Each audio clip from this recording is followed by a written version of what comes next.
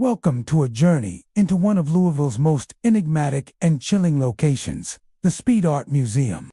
While the museum is renowned for its stunning art collections and cultural exhibitions, it also holds a darker side, a labyrinth of whispered legends, eerie sightings, and unexplained phenomena. Tonight, we will take you through the 25 most haunting stories associated with the Speed Art Museum, where the echoes of the past intertwine with the present, and the brushstrokes of history reveal secrets beyond the canvas.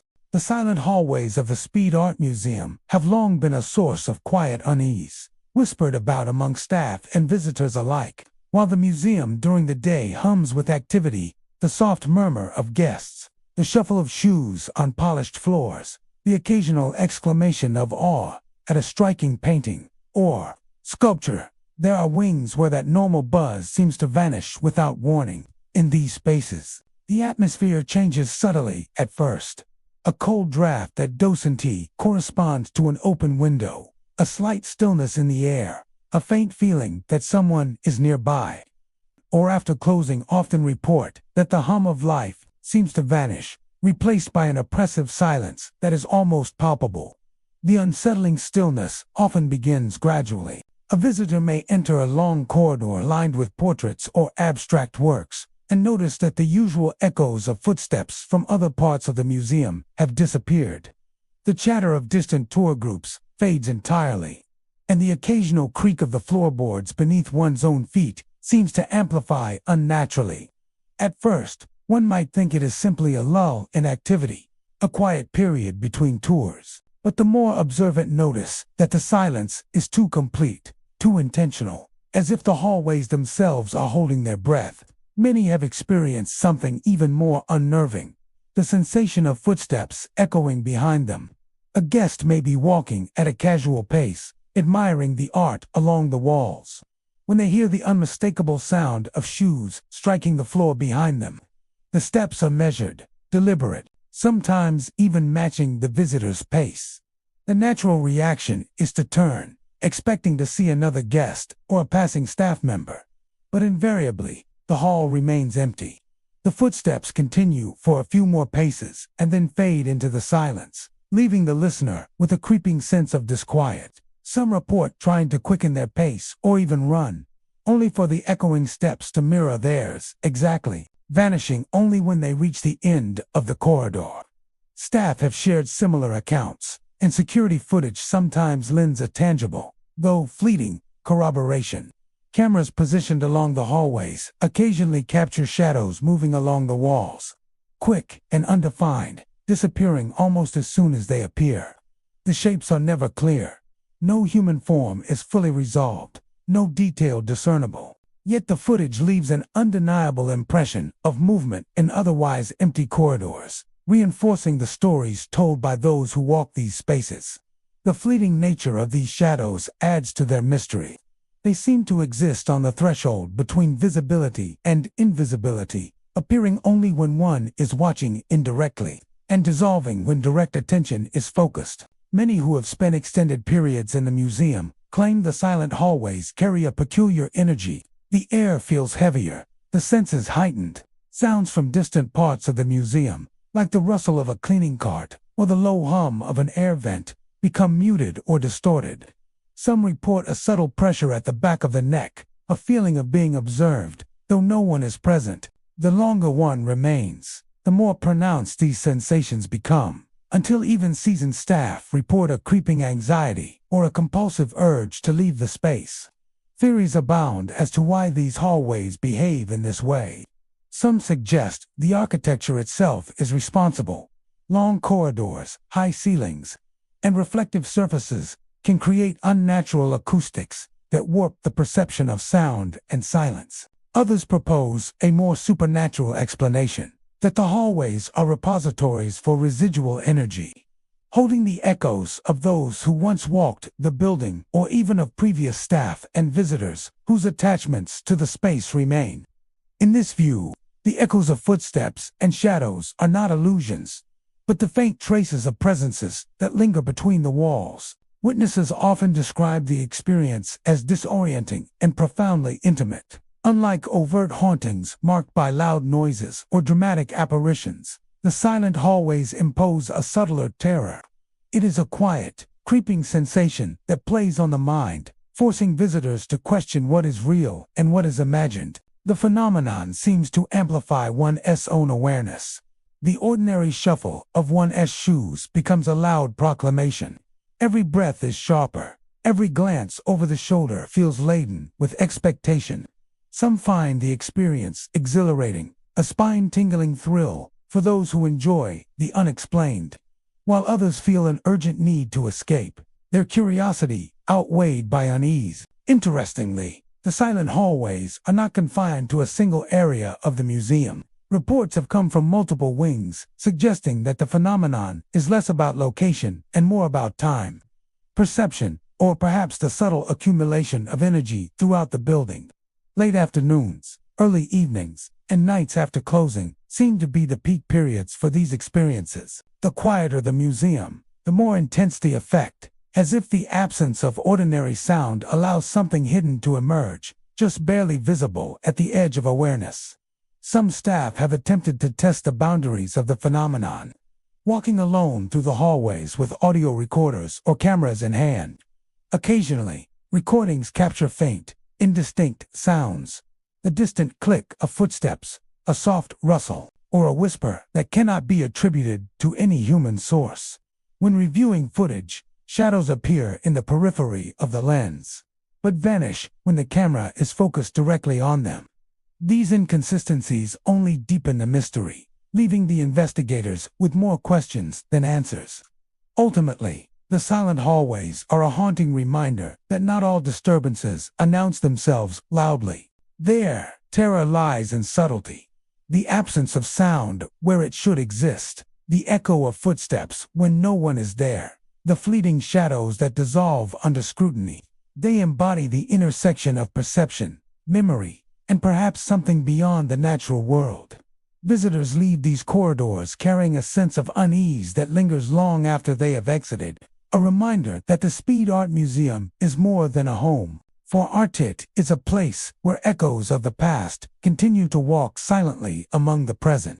The vanishing visitor has become one of the most persistent and unsettling mysteries of the Speed Art Museum. Over the years, a number of patrons have reported encounters with a figure who seems entirely ordinary at first glance, a person quietly observing a painting, standing just long enough to be noticed, yet disappearing the instant anyone approaches. These incidents are rarely explained by natural causes, and they have left staff and visitors alike questioning whether the museum is home to something beyond the ordinary, a presence that lingers quietly among the exhibits. Witnesses describe the figure as generally unremarkable in appearance, an adult of indeterminate age, often dressed in plain, outdated clothing. It is never clear if the visitor is male or female, and attempts to get a closer look are invariably unsuccessful. The moment anyone steps forward or calls out a greeting, the figure seems to dissolve into thin air, leaving the area around the painting completely empty. Security footage often fails to capture the figure at all, though a few grainy clips have shown a shadowy form, standing still for several seconds before fading inexplicably. The first widely reported incident occurred during an evening gallery visit. A woman had been admiring a late 19th century portrait, noting the intricate detail in the brushwork, when she noticed a man standing silently beside her. He seemed utterly absorbed in the painting, not reacting to the surrounding noise or the movement of other visitors. Curious, she attempted to get closer, moving around him to see the expression on his face. As she approached, the man was gone, leaving no trace of where he had stood. No staff members were nearby, and the adjacent hallways were empty. The experience left her shaken, yet strangely compelled to return, drawn by an inexplicable curiosity about the visitor she could not have imagined. Subsequent accounts from other museum goers describe remarkably similar experiences. A group of students on a guided tour spotted someone standing in front of an abstract work. When they tried to approach, the figure vanished, leaving them confused and uneasy. Staff members have received multiple reports like this, often from visitors who describe feeling a presence before they see. It's a sense of being observed, a subtle awareness that someone or something is standing just at the edge of perception. Some speculate that these encounters are not merely tricks of the light or imagination, given the frequency and consistency of the reports. A number of staff and paranormal enthusiasts suggest that the vanishing visitor may be a residual imprint of past lives. The Speed Art Museum, like many historic cultural institutions, sits on land that has seen generations of activity, human movement, and artistic reverence. It is possible, some argue, that certain souls remain tethered to the spaces they loved in life, drawn inexplicably to art that once inspired them, replaying their admiration in silent devotion. Interestingly, the figure seems particularly attracted to certain works of art.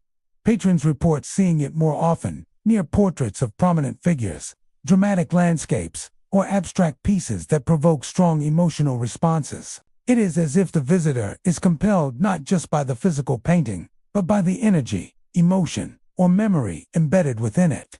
Some believe the vanishing visitor is not conscious in the way living humans are. Rather, it is a presence pulled by fascination, curiosity, and attachment, replaying gestures and actions that once defined its existence. The phenomenon is not limited to any one time of day, though it tends to occur when the museum is less crowded. Quiet afternoons, early evening hours, and special events with few attendees seem to provide the right conditions for these fleeting apparitions. It is as if the museum, emptied of ordinary distractions, allows the visitor to manifest for brief periods, before disappearing again into the background of memory and shadow. Attempts to photograph or record the visitor have yielded inconsistent results. Some patrons swear their cameras captured the figure in fleeting frames, a vague silhouette or blur in front of a painting. Others, reviewing security footage, report nothing at all, as if the visitor's existence only coincides with human perception rather than technological observation. This fleeting quality adds to the sense of mystery, reinforcing the idea that the vanishing visitor is both present and untouchable, existing on the edges of reality. The encounters are rarely frightening in the traditional sense. Many describe the experience as eerie, yes, but also oddly poignant. There is a sense of silent reverence about the figure, a quiet dedication to art that resonates long after the visitor disappears. Some patrons leave with a strange sense of connection, as if they have glimpsed someone from another time who shares their own love for beauty, for creativity, and for the human expression captured on canvas. Staff have developed informal guidance for those who experience the vanishing visitor. They advise remaining calm, taking in the moment without chasing the figure, and accepting that some mysteries of the museum cannot be solved.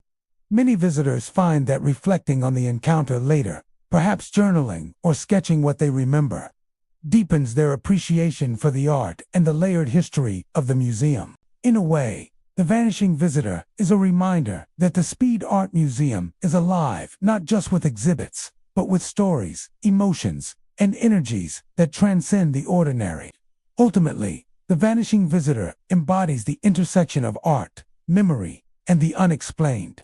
It is a silent witness, an observer who moves unseen, a presence that lingers long enough to be felt but too briefly to be grasped. For those who encounter it, the experience leaves a lasting impression, a reminder that museums are more than collections of objects. They are spaces where the past continues to interact with the present, where fascination, curiosity, and even devotion can manifest in forms that defy explanation. Whether a trick of the mind, a shadow of history, or a true lingering spirit, the vanishing visitor remains one of the Speed Art Museum's most enigmatic mysteries, quietly inviting those who walk its halls to pause, to observe, and perhaps to wonder if some souls never truly leave the places they loved. The gallery dedicated to modern art at the Speed Art Museum is renowned for its bold colors, abstract forms, and evocative installations. By day, the space is alive with the hum of visitors, the soft shuffle of shoes on polished floors, and the occasional excited whispers of students or art enthusiasts. But as the sun dips and the museum's foot traffic dwindles, a different presence seems to awaken, a phenomenon that has puzzled both staff and patrons for years. The crying child. It begins subtly. A visitor might be admiring an abstract sculpture or standing before a canvas, swirling with jagged lines and vibrant hues, when a faint sound drifts through the room. At first, it is easy to mistake the noise for echoes bouncing off the walls, perhaps a stray conversation from another gallery. But soon, the sound crystallizes into something unmistakable: the soft, heart-wrenching sobs of a child. The crying is gentle, almost mournful, echoing lightly through the otherwise quiet gallery. There is no other indication of life nearby, and the sound seems to emanate from nowhere in particular, filling the space without origin. Those who have experienced it describe a strange combination of fear and empathy. The sound is never loud or violent, but it carries a weight of sadness, a rawness that seems almost tangible. Visitors have tried to locate the source, moving slowly through the gallery, peering behind sculptures and beneath benches, only to find nothing. The crying stops the moment anyone actively searches for it, as if the sound exists only to be heard passively, never confronted directly. Some staff members recount personal experiences that are equally unnerving. One security guard, closing the gallery late one evening, recalled walking past a series of paintings when he distinctly heard the sobs of a young child echoing softly. He paused, frozen in place, and glanced around the empty room. The sound stopped immediately, leaving him in an unsettling silence that felt heavier than usual. Later, reviewing the security footage, he noted nothing unusual: no figure, no movement, no intruder. Yet, the memory of the crying remained vivid, lingering in his mind like a faint, persistent shadow. Another visitor, a mother attending an evening art lecture with her child, reported the same phenomenon. While she watched a display of mixed media installations, she heard what sounded unmistakably like the quiet wailing of a boy or girl. Concerned, she looked around, expecting to find a lost child, but the gallery was empty. The sobbing ceased just as she began calling out, leaving an echoing emptiness in its place. She described the experience as both eerie and sorrowful, a haunting reminder of loss that seemed to resonate with the abstract intensity of the artwork itself. Attempts to capture or explain the crying child have produced little clarity. Audio recordings sometimes pick up faint sounds, soft, indistinct weeping that is never fully intelligible. But the phenomenon is inconsistent. It is strongest during quiet periods, late afternoons or early evenings, and seems to vanish entirely during busy hours, when the gallery is full of patrons. Some speculate that the child's sobs are not a physical sound at all, but an auditory echo, a form of residual energy imprinted on the gallery walls by past events, or perhaps even by the emotional intensity of the artwork. The modern art gallery, with its abstract forms and intense emotional resonance, may amplify this presence. Many who experience the crying note that the sound feels tied to specific pieces, installations, or paintings that evoke themes of childhood, vulnerability, or loss.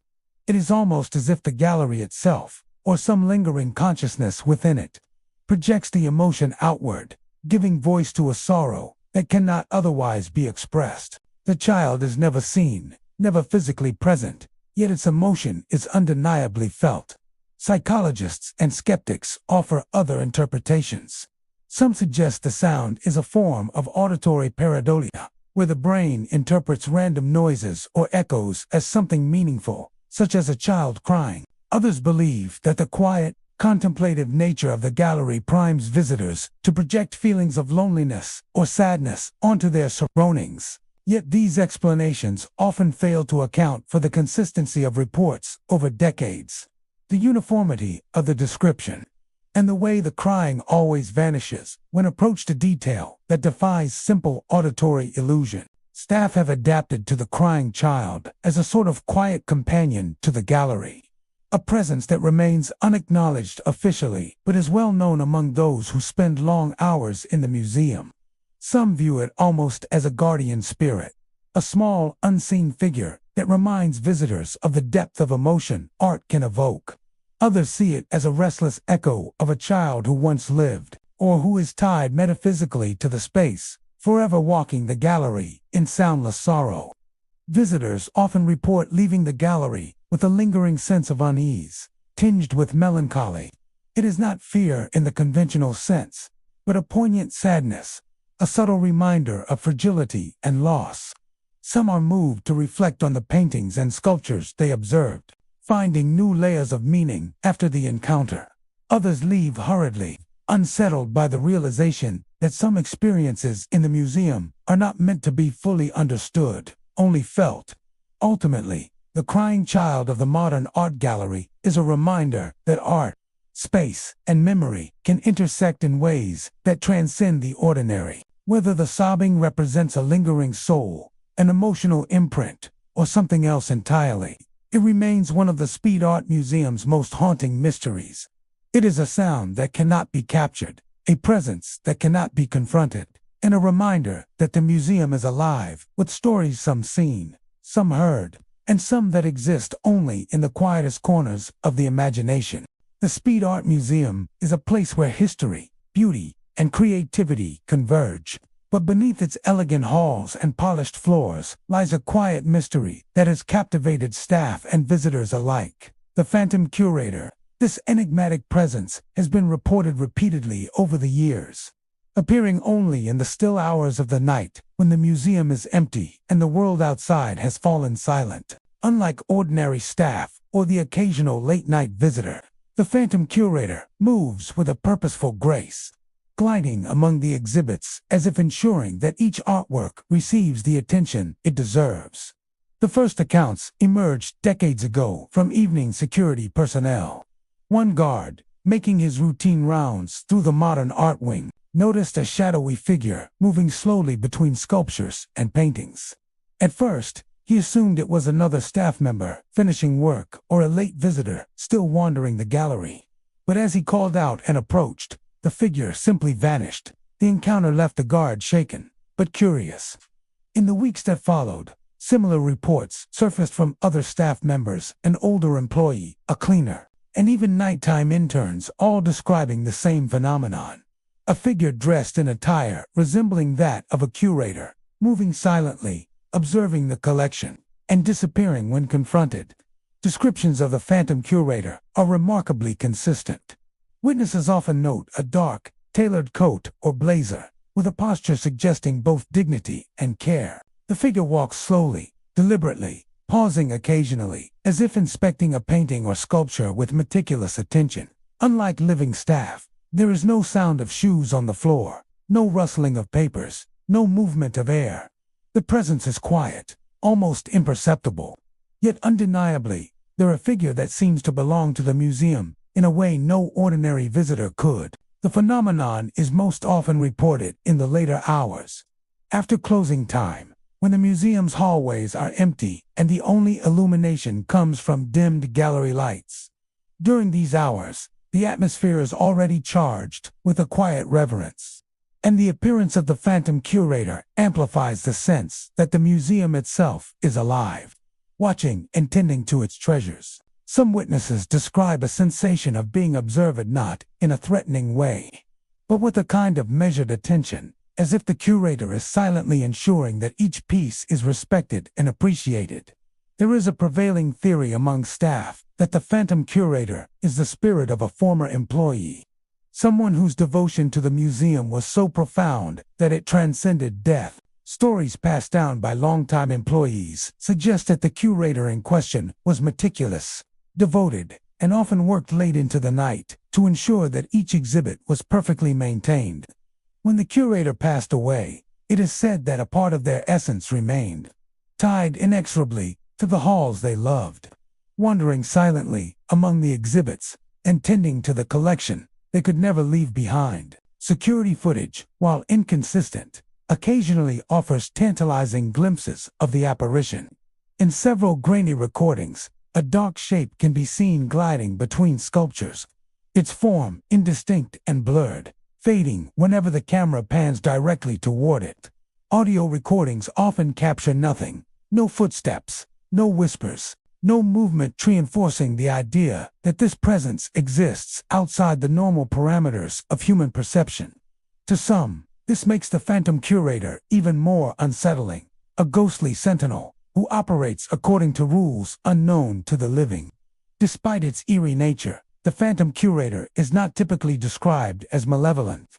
Many who have witnessed the figure report a sense of calm, even awe, as though the apparition embodies the spirit of dedication and care rather than fear. Staff have noted that the figure seems drawn to areas that are most vulnerable to disturbance. Paintings recently cleaned, sculptures recently moved, or exhibits that require precise attention. It is as if the curator's spirit continues to fulfill the duties it once performed in life, preserving the integrity of the museum's collection long after its mortal form has passed. Encounters with the phantom curator often leave a lasting impression.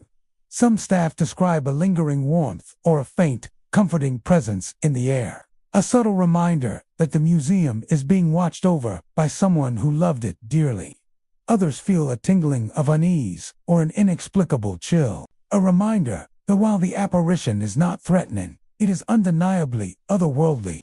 Many who have experienced the phenomenon report a heightened appreciation for the exhibits themselves, sensing that they are not simply observing art, but participating in a space maintained and honored by a presence that transcends time. Visitors, too, have occasionally sensed the phantom curator, though their encounters are usually indirect. A lone traveler wandering the museum in near-empty halls may feel a sudden awareness, a sense that they are being watched. A painting may seem to demand more attention, or a sculpture may appear subtly shifted from its original position. These subtle cues often vanish when investigated, leaving only the memory of an encounter that cannot be fully explained. The phantom curator reminds all who walk the museum's halls that devotion and care can leave impressions far beyond a single lifetime.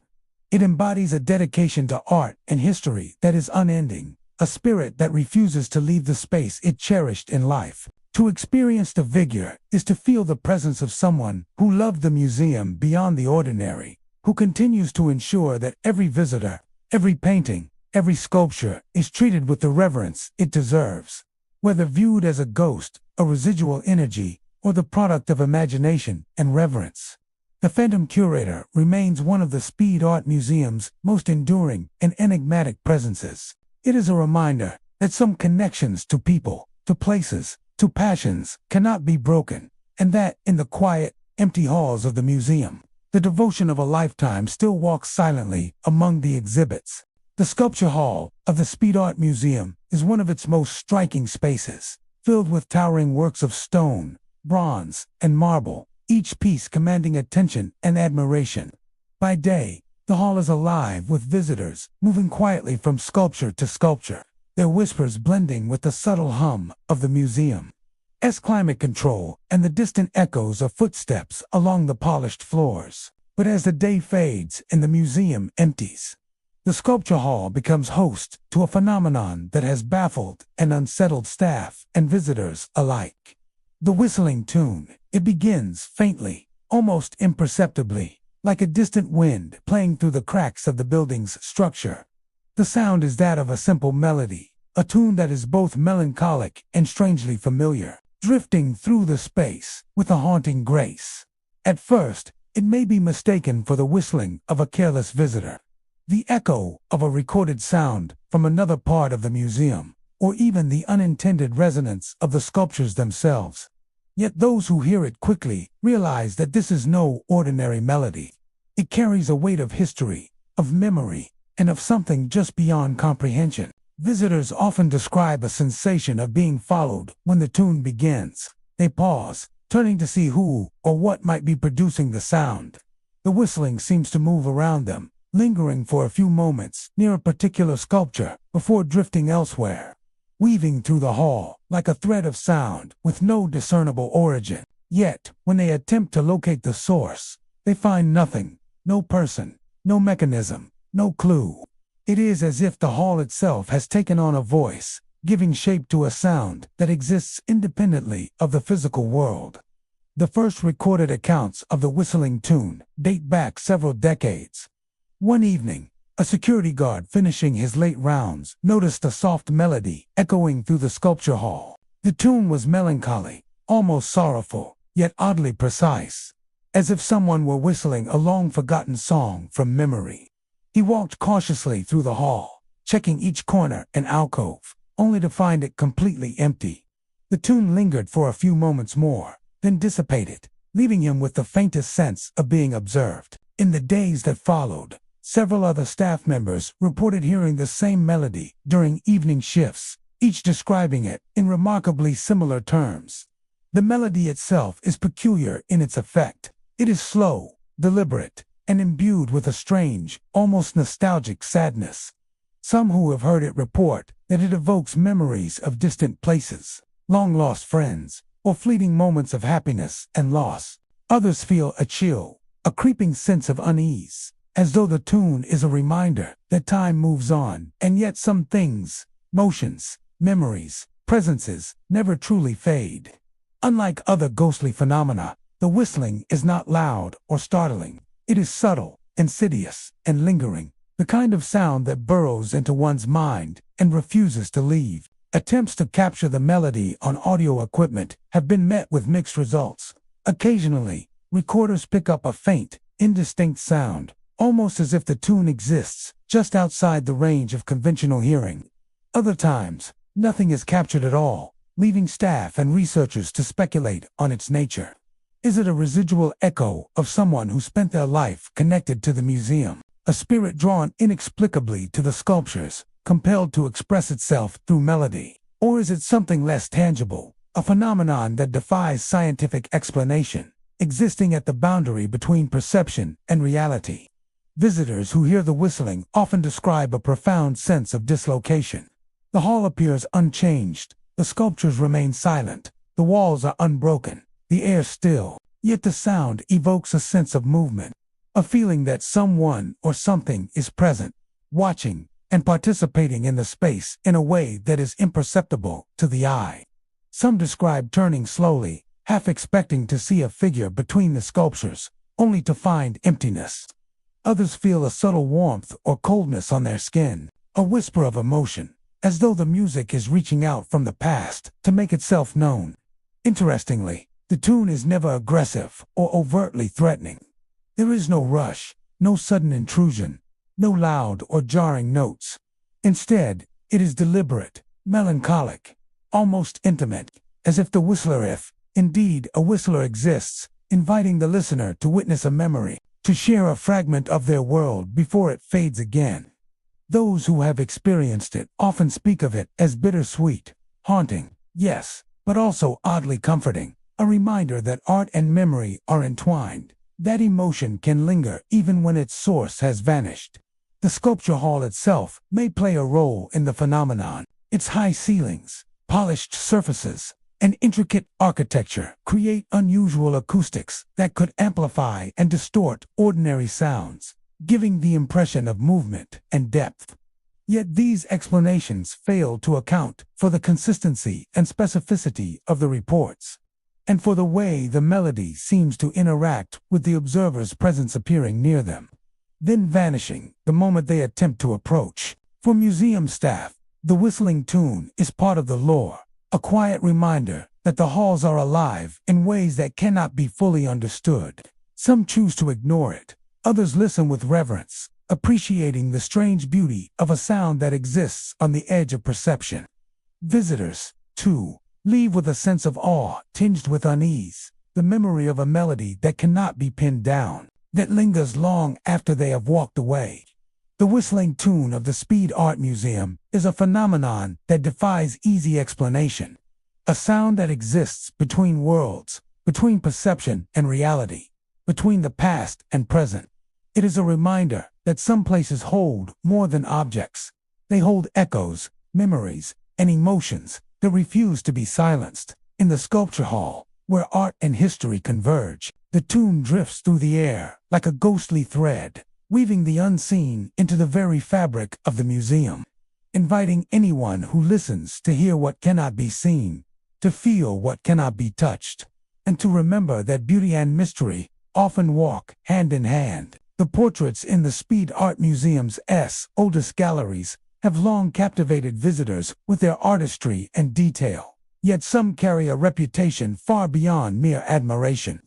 Among these, Certain paintings, particularly those depicting solemn figures, stoic men, or contemplative women, have earned an unsettling reputation. Observers report that these figures seem to move in subtle, inexplicable ways, their shadows shifting independently of the light in the room, creating the unnerving impression that the subjects themselves are watching silently as guests move through the gallery. The phenomenon begins quietly. A visitor may stand before a portrait, noticing first the intricacy of brushwork or the lifelike gaze of the subject. Moments later, a sense of unease settles in. The figure's eyes appear to track them, following their movement along the edge of the frame. The shadows, too, seem to shift in ways that defy logic. While the room's lighting remains unchanged, a shadow may stretch slightly, lean forward, or flicker at the corner of one's vision. The effect is subtle, almost imperceptible at first, yet persistent enough to make visitors feel observed, their presence acknowledged by an entity within the canvas. Accounts of these experiences are numerous and consistent. One visitor, standing before a late 18th century portrait of a stern-looking gentleman, described noticing a slight tilt of the head, as if the figure were leaning to peer at her.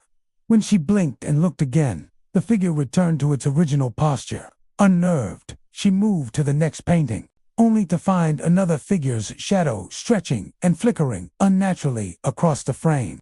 Each encounter was fleeting but indelible, leaving her with the feeling that the gallery itself was alive, watching, and silently judging.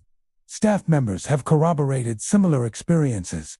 Security personnel working late hours have reported seeing shadows shift on walls adjacent to the portraits, as if the painted figures are stepping momentarily into reality. These shadows sometimes extend beyond the edges of the frame, bending and stretching in ways that defy the museum's lighting design. Even surveillance cameras occasionally capture anomalies, blurred, unexplainable dark forms near certain portraits, though nothing conclusive appears upon close review. It is as if the portraits interact selectively, manifesting their presence only for those attuned to their subtle signals. Many visitors describe a sense of personal engagement with the shadows. Unlike typical optical illusions, the movement in the portraits seems responsive. Some have recounted feeling that the subject of the painting reacts to their gaze, a frown deepening, eyes narrowing, a shadow tilting toward them. In other cases, the figures appear to retreat or shift when approached, maintaining an uncanny distance, as if aware of the observer's intent.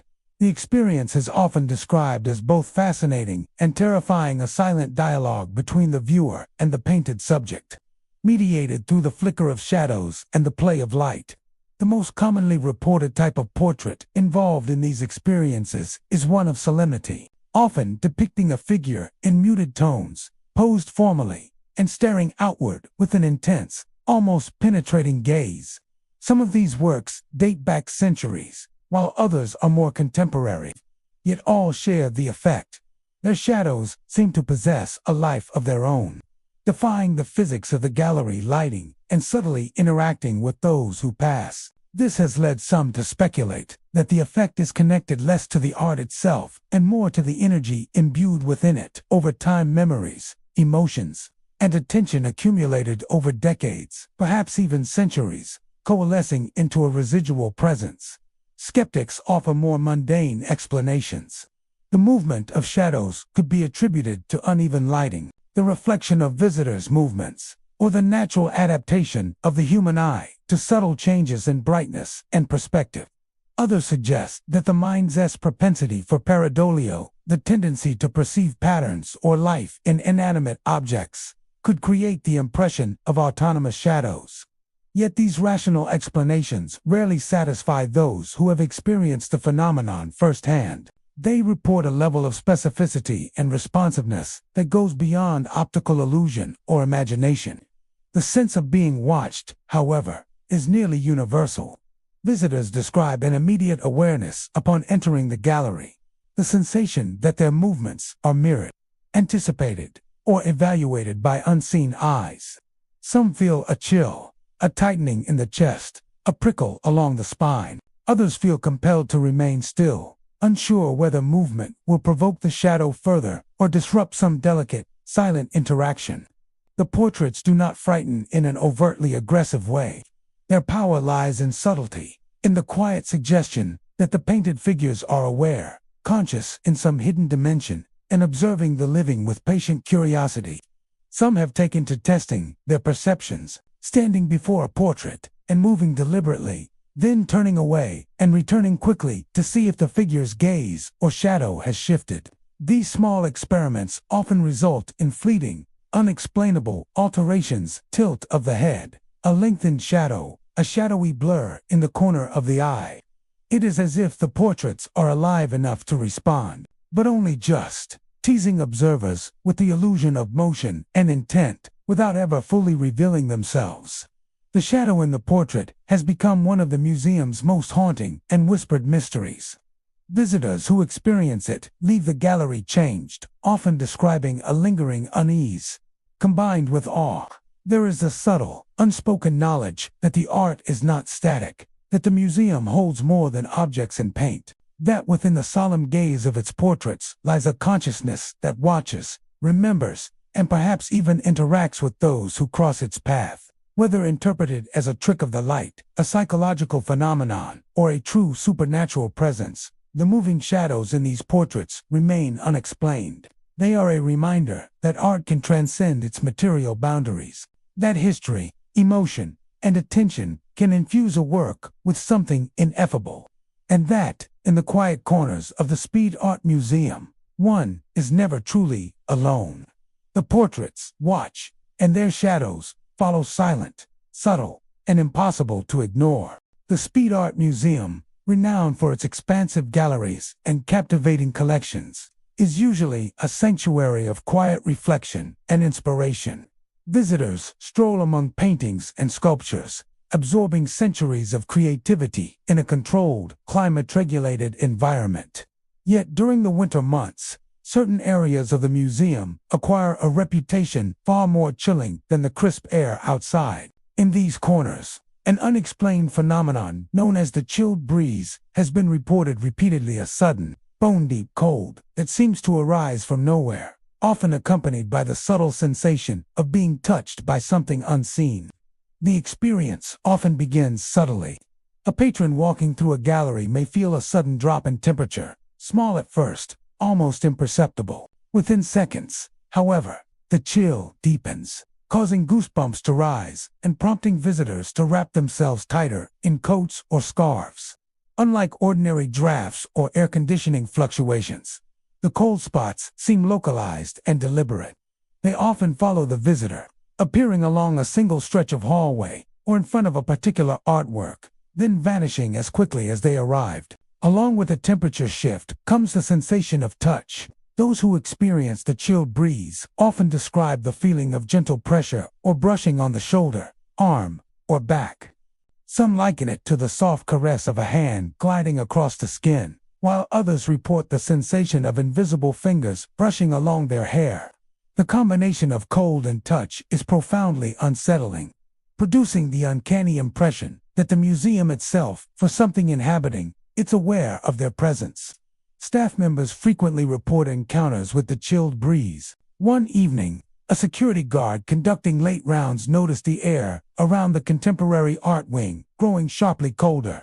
As he adjusted his coat, he felt the unmistakable brush of fingertips along his shoulder. He turned sharply, expecting to see a fellow staff member or visitor, but the gallery was empty. The sensation persisted for several moments before dissipating, leaving him with a lingering sense of being watched.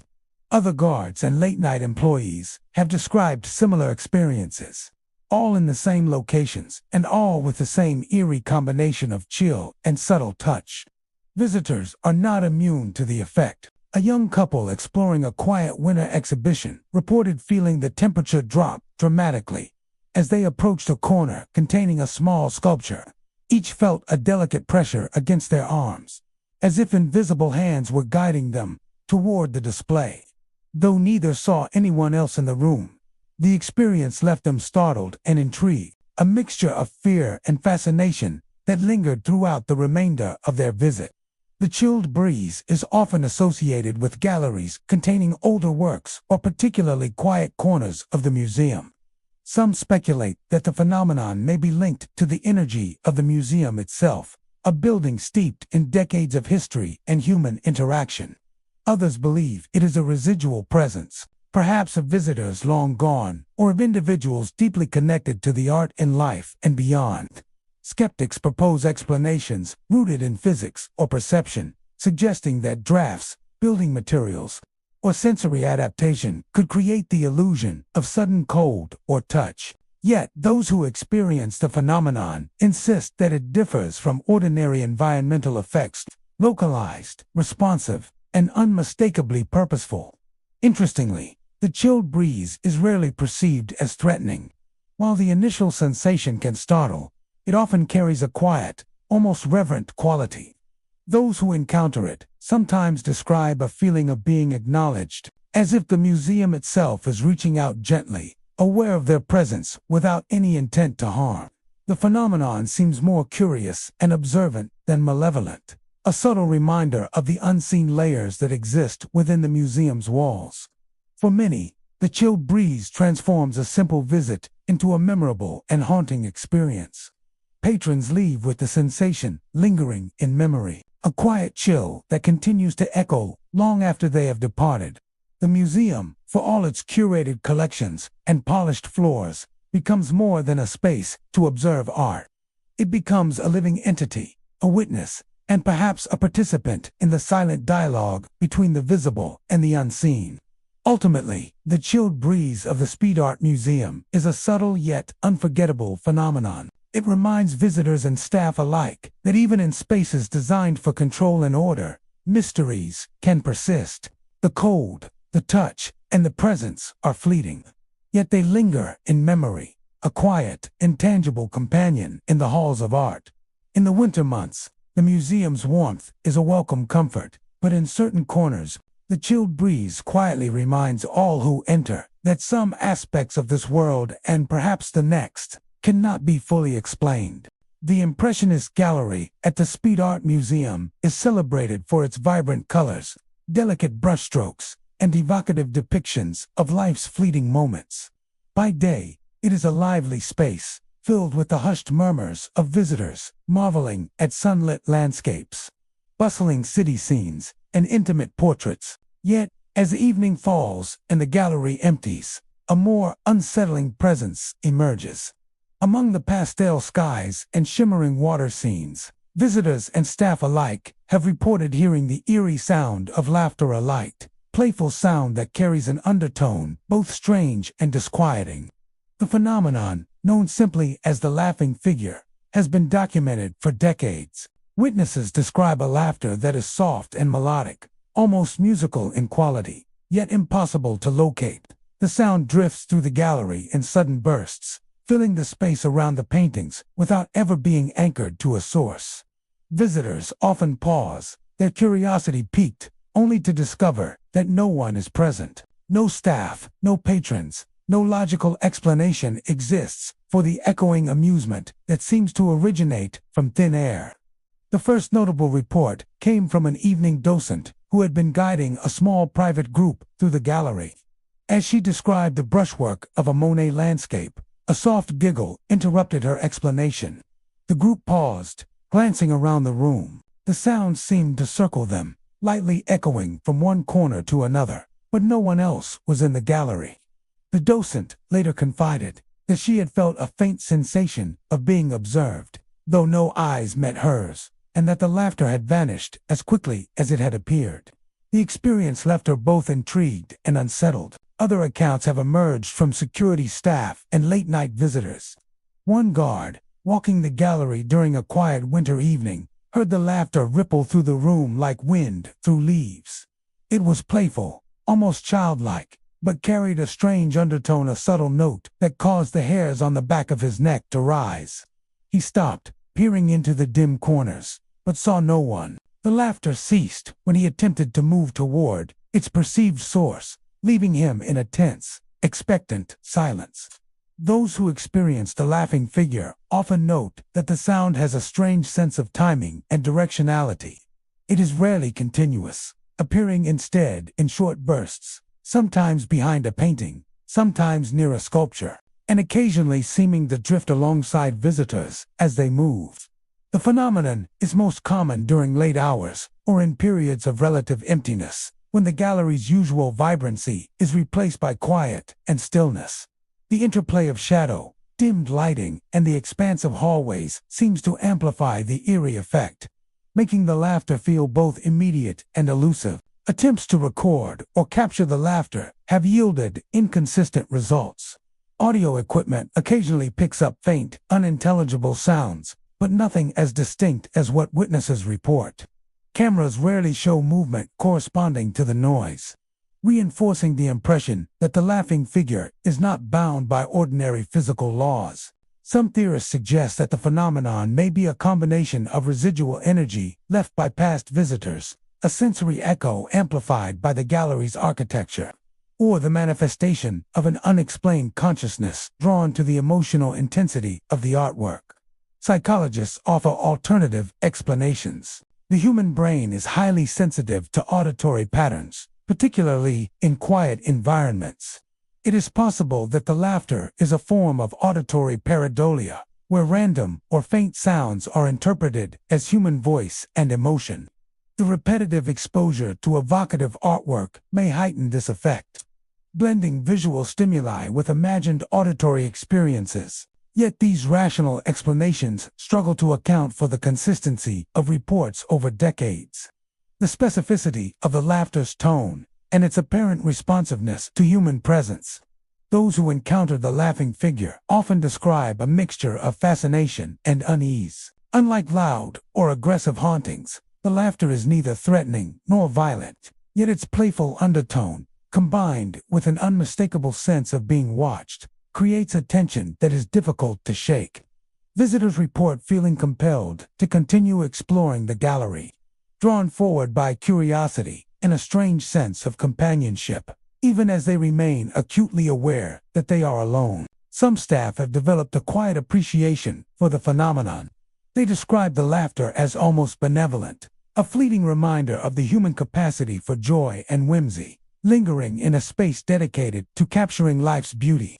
Others view it as a spectral presence, a figure who continues to wander the gallery in playful delight, delighting in the same scenes that once brought joy to the living. Regardless of interpretation, there is a shared acknowledgement that the laughing figure is part of the museum's unique character, a presence that adds depth and mystery to the experience of visiting the Impressionist gallery.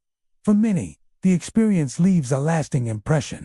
Visitors often recount leaving the gallery with a heightened awareness of the space, a lingering thrill, and a curiosity about the unseen.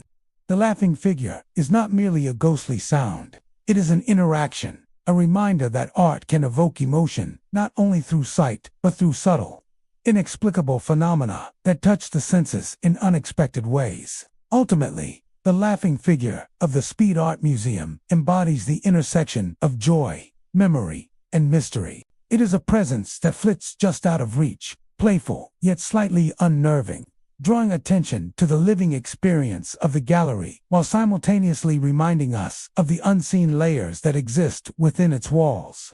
Whether interpreted as a residual echo, a trick of perception, or a true supernatural visitor, the laughter lingers in the mind, a haunting melody that continues long after the gallery lights are dimmed and the museum is empty.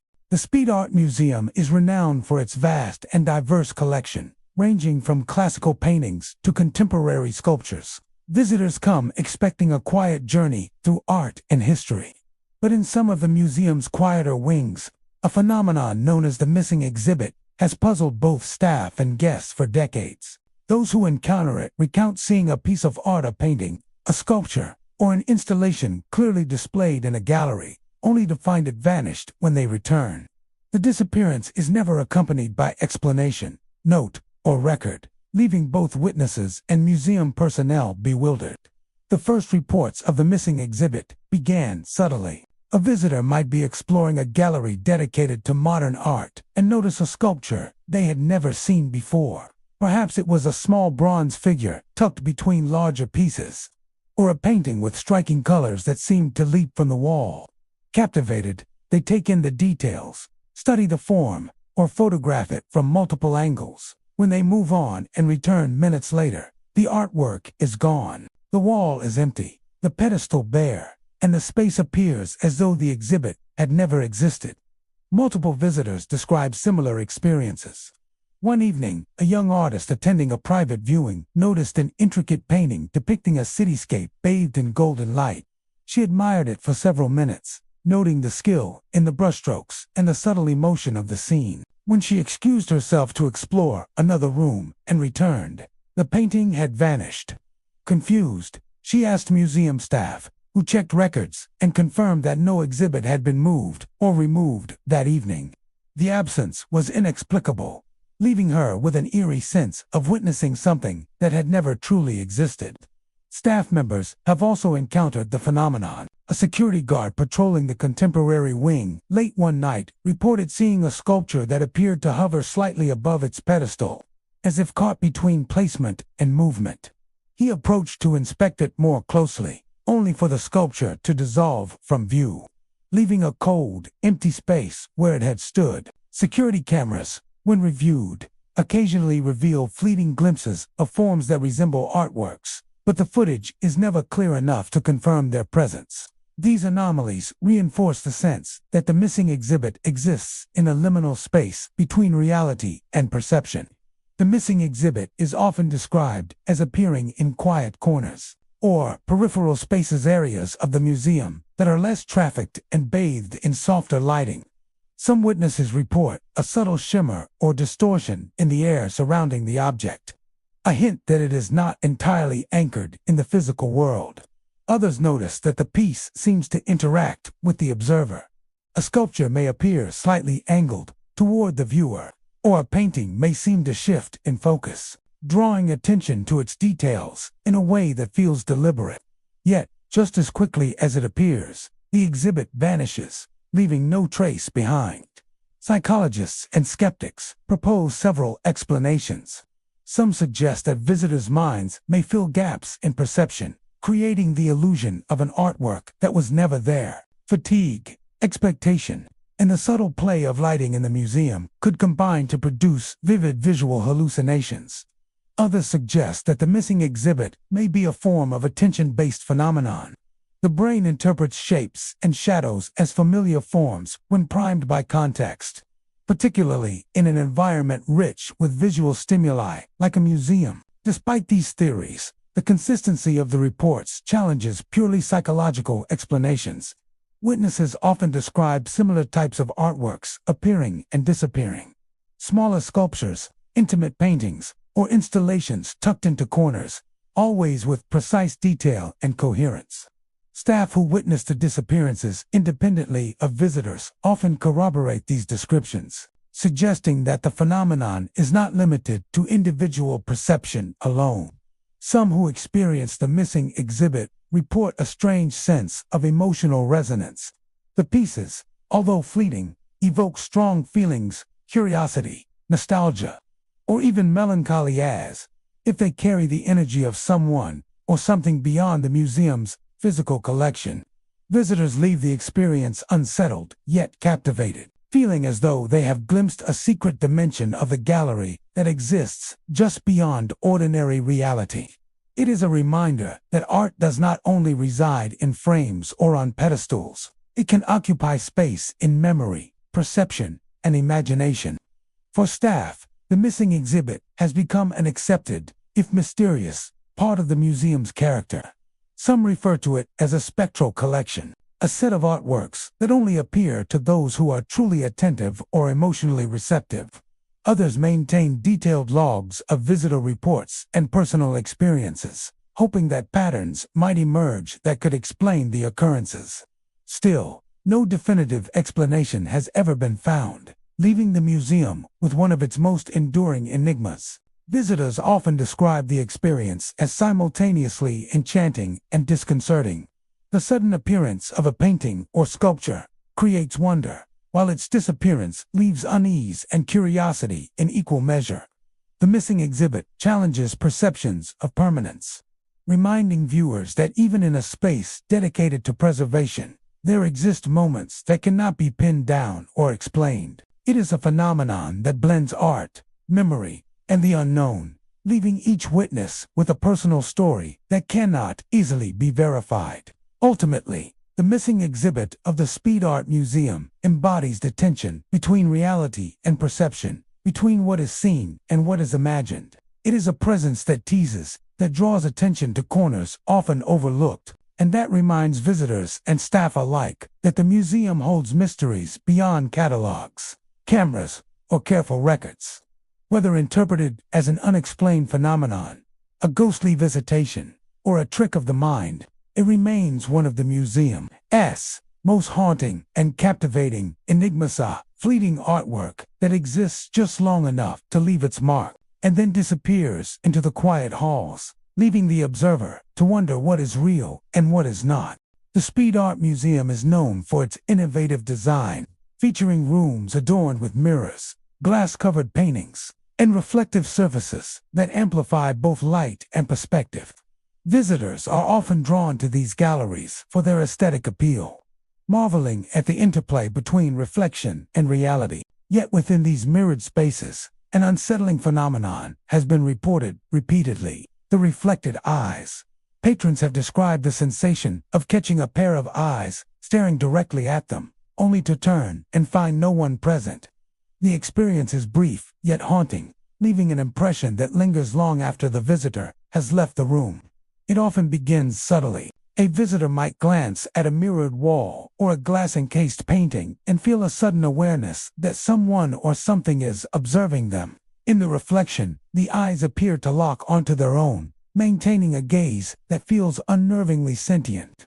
The effect is so brief that one may question whether it is a trick of light, a shadow, or the mind playing games. Yet those who have experienced it consistently report a clarity and intensity in the eyes that feels impossible to fabricate.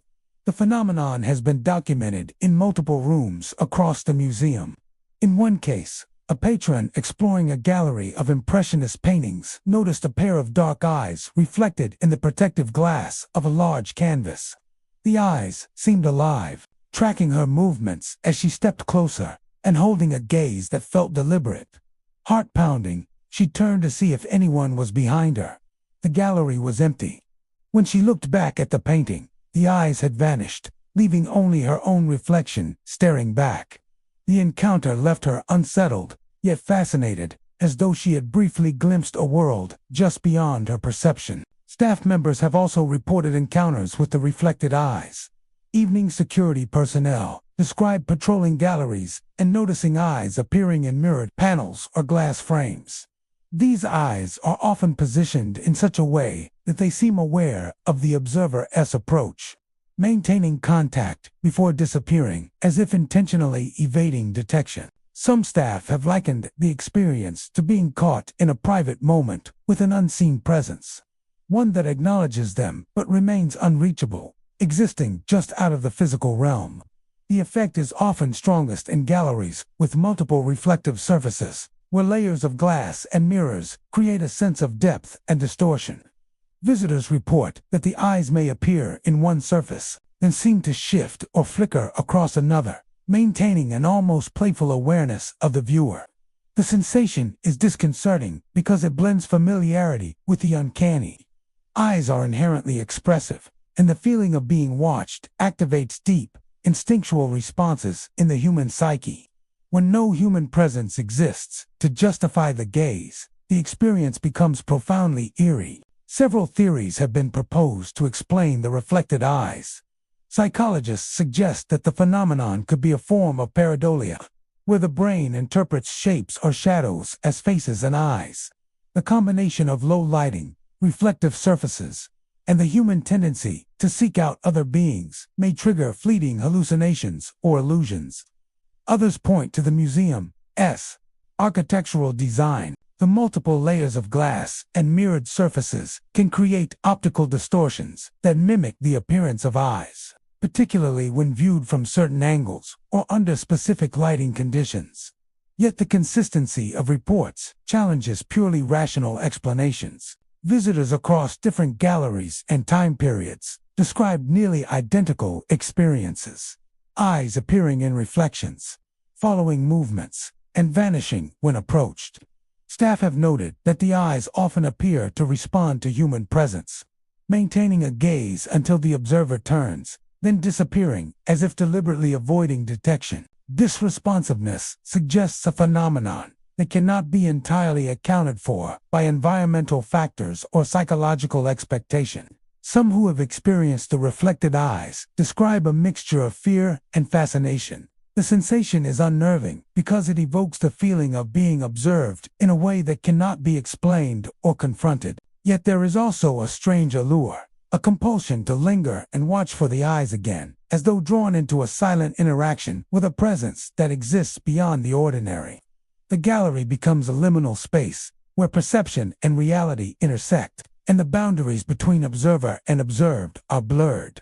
Interestingly, the eyes do not appear threatening. They are neutral, sometimes curious, occasionally melancholic, but rarely menacing. Witnesses describe the sensation as intimate, as if the presence behind the reflection is acknowledging them without intending harm. The experience is brief but profound, leaving an impression that is difficult to articulate, a recognition that some awareness exists in the mirrored surfaces, separate from the living world, yet connected through observation. The reflected eyes phenomenon has become part of the lore of the Speed Art Museum. Staff and visitors alike speak of it quietly, sharing encounters in hushed tones, and treating certain reflective galleries with a mixture of caution and reverence.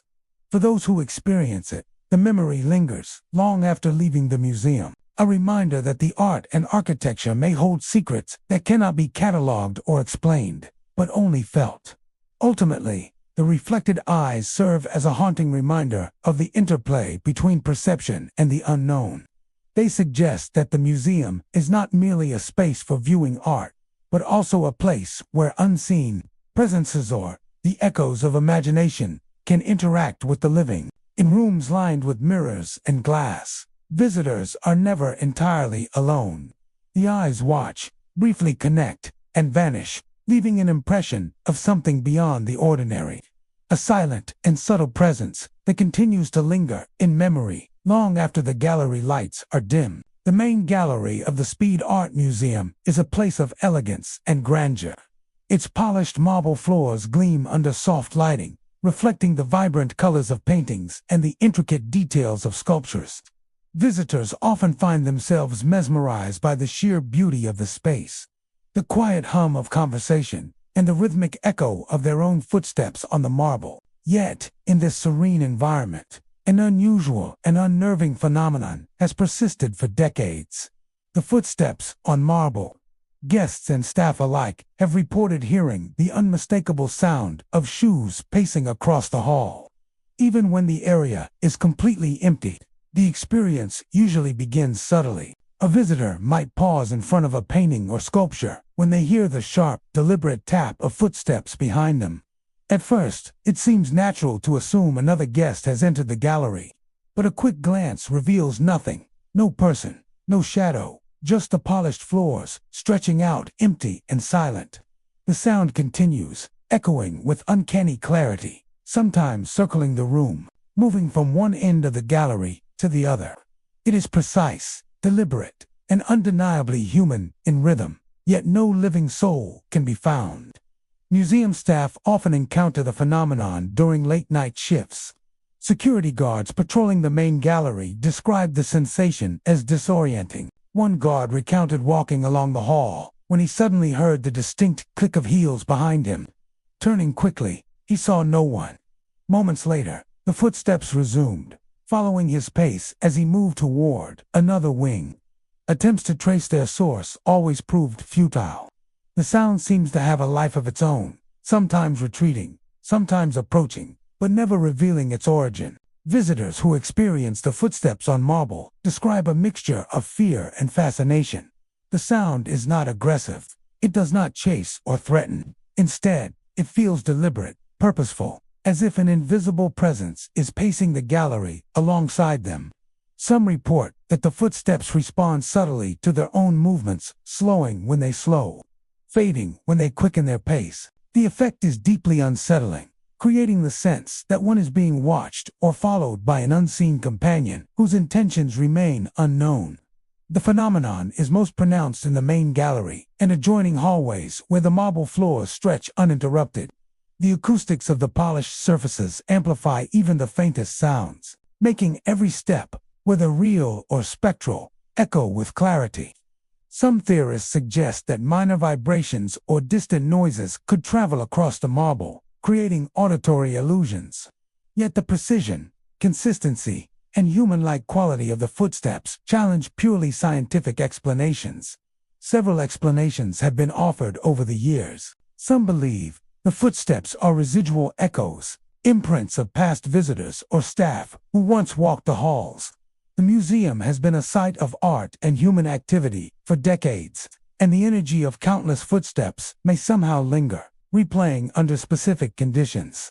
Others speculate that the phenomenon could be paranormal, a spirit or presence that remains tethered to the gallery, pacing endlessly as if revisiting familiar paths. Regardless of the cause, the footsteps on marble leave a lasting impression. Guests who hear them often speak of the experience long after leaving the museum, describing the uncanny clarity of the sound and the sensation of being accompanied by an invisible presence. Staff share similar stories, recounting late-night patrols and quiet moments in the gallery where the echo of shoes on marble seems to exist independently of reality. The phenomenon blurs the line between the natural and the supernatural, leaving those who witness it to question what is truly present in the gallery. Interestingly, the footsteps are not perceived as malevolent. They evoke tension, curiosity, and a slight unease, rather than fear, for personal safety. Patrons describe the effect as almost intimate, a reminder of the human history embedded in the space, or perhaps the lingering consciousness of someone who never fully left. The sound resonates as a bridge between the visible and the unseen, a haunting yet mesmerizing accompaniment to the museum's serene environment. Ultimately, the footsteps on marble of the Speed Art Museum remain a mystery. They are fleeting, precise, and hauntingly human, echoing across the polished floors without origin or explanation. Visitors and staff alike are left with the eerie awareness that, despite the emptiness of the gallery, they are never entirely alone. The sound fades, yet the memory lingers, a subtle, persistent reminder that the museum holds more than art, light, and silence. Within the marble halls, something unseen continues to walk, measured, deliberate, and ever-present, leaving behind the soft, unforgettable echo of phantom footsteps. The abstract galleries of the Speed Art Museum are known for their vibrant colors, bold shapes, and the way each piece seems to radiate emotion. Visitors often find themselves drawn into these works, mesmerized by the interplay of lines, textures, and hues. Yet amid this creative energy, an unusual and unsettling phenomenon has been reported for decades. The whispering canvas. Patrons and staff alike recount hearing soft, unintelligible murmurs near certain abstract artworks, as though the paintings themselves are attempting to communicate, conveying emotion rather than words. The experience often begins subtly. A visitor may pause before a particularly striking canvas, absorbed in its complexity, when a faint murmur drifts through the gallery. At first, it is easy to assume it is a distant conversation, the hum of ventilation, or the creak of footsteps elsewhere in the museum. But as the whispers grow clearer, a strange realization sets in. No one is near, and the gallery remains quiet. The sound seems to emanate directly from the canvas itself, almost as if the artwork is alive and breathing softly, conveying feelings that cannot be articulated with words. Witnesses describe the whispers as emotionally charged rather than linguistic. They are faint, fleeting, and almost musical in quality, conveying a range of moods: sorrow, longing, curiosity, or even joy. Some visitors report feeling an inexplicable connection to the artwork, a sense that the painting is communicating directly with them. A young woman recounted standing before a swirling, abstract composition in shades of blue and gray, feeling a wave of melancholy wash over her. At the same moment, soft murmurs seemed to echo the emotions she felt inside, a dialogue without words that left her both unsettled and profoundly moved. Staff members, particularly those working late hours, also report experiencing the whispering canvas. Security guards patrolling quiet galleries describe moments when a painting appears to speak, the faint murmur brushing past their ears. One guard recalled hearing layers of whispers intertwining like a conversation carried out entirely in tone and emotion, lingering for seconds before fading into silence. When they attempt to focus on the sound, the gallery seems to respond, the whispers becoming almost imperceptible, as if aware of observation. The phenomenon is most frequently associated with abstract works, where color, line, and form dominate the visual field. The ambiguity of these pieces may allow the viewer's mind to project interpretation onto the artwork, creating a powerful emotional resonance. Many report that the whispers intensify when they concentrate on the canvas, as though the attention of the observer awakens a subtle, responsive presence. Once they step away, the murmurs fade, leaving only the visual impact of the painting behind. Attempts to capture the phenomenon have been largely unsuccessful. Audio recordings occasionally pick up faint sounds, and security footage sometimes shows subtle shadows, but nothing fully replicates the emotional impact described by witnesses. The inconsistency suggests that the experience is as much perceptual and psychological as it is auditory. Some theorists propose that the whispering canvas may represent residual energy left in the space by past viewers or by the artists themselves, a lingering echo of the emotions invested in creating the work. Others suggest a more mystical interpretation, that the paintings are sentient in some subtle, incomprehensible way, capable of communicating emotion to those receptive enough to perceive it. Those who experience the phenomenon often describe a mixture of awe and unease. The whispers are never threatening. They are delicate, subtle, and fleeting, yet profoundly affecting. Visitors often leave the gallery with a lingering sense of connection, feeling as though the artwork has reached across time and medium to engage them in a quiet, intimate conversation. Staff report a similar experience, noting that the effect can be haunting yet strangely comforting, a reminder that the museum is more than a repository of objects. It is a space alive with memory, emotion, and perhaps consciousness. The whispering canvas transforms a simple visit to the museum into a deeply personal encounter. The sound of soft, unintelligible murmurs evokes curiosity and introspection, allowing viewers to experience art not only with their eyes but with their emotions. It blurs the line between perception and reality, leaving witnesses with the haunting sense that some of the museum's energy exists beyond the visible. Ultimately, the whispering canvas is a reminder that art is not only to be seen but felt, and that some of the most profound experiences cannot be measured or explained. The faint murmurs, carrying emotion without words, linger in memory long after the visitor has left, echoing like a secret conversation between the observer and the unseen presence of the painting itself. In the abstract galleries of the Speed Art Museum, the whispers continue, inviting the curious to listen, feel, and acknowledge the unseen dialogue that resides within every canvas. The Speed Art Museum is a place of curated beauty, with halls filled with light, color, and the quiet hum of visitors lost in contemplation. Behind the scenes, however, lies a section of the museum that few ever see, a storeroom, long sealed and rarely accessed. It is a small, unassuming room tucked away near the service corridors, its heavy wooden door locked and bolted for decades. Yet for reasons that defy explanation, this door has become the focus of repeated reports of paranormal activity, a mystery known among staff and whispered about by regular patrons. The phenomenon of the locked door. The locked door has a reputation for opening on its own, accompanied by sounds that seem to carry down the adjacent hallways. Staff members and visitors alike have reported hearing the subtle creak of hinges, followed by the thud of the door closing, as though someone had entered and exited the storeroom entirely unseen. The sound is unmistakably inordinary, tactile noise amplified by the quiet of the service corridors. But the absence of any physical presence renders it eerie. Many who have heard it describe a jolt of adrenaline, a sudden awareness that something in the building is moving without explanation. Reports of the phenomenon vary, but share common patterns. Security guards on late-night patrols have recounted pausing in the hall outside the storeroom when the door unexpectedly creaked open. Some have approached, half expecting to find a maintenance worker or intruder, only to discover the space entirely empty. The door itself often appears as it always has, heavy and intact, with no sign of tampering.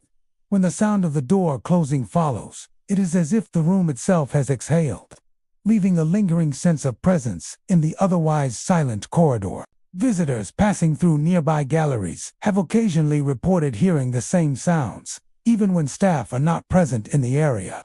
One afternoon, a couple exploring a wing adjacent to the storeroom paused as they heard the faint squeak of hinges.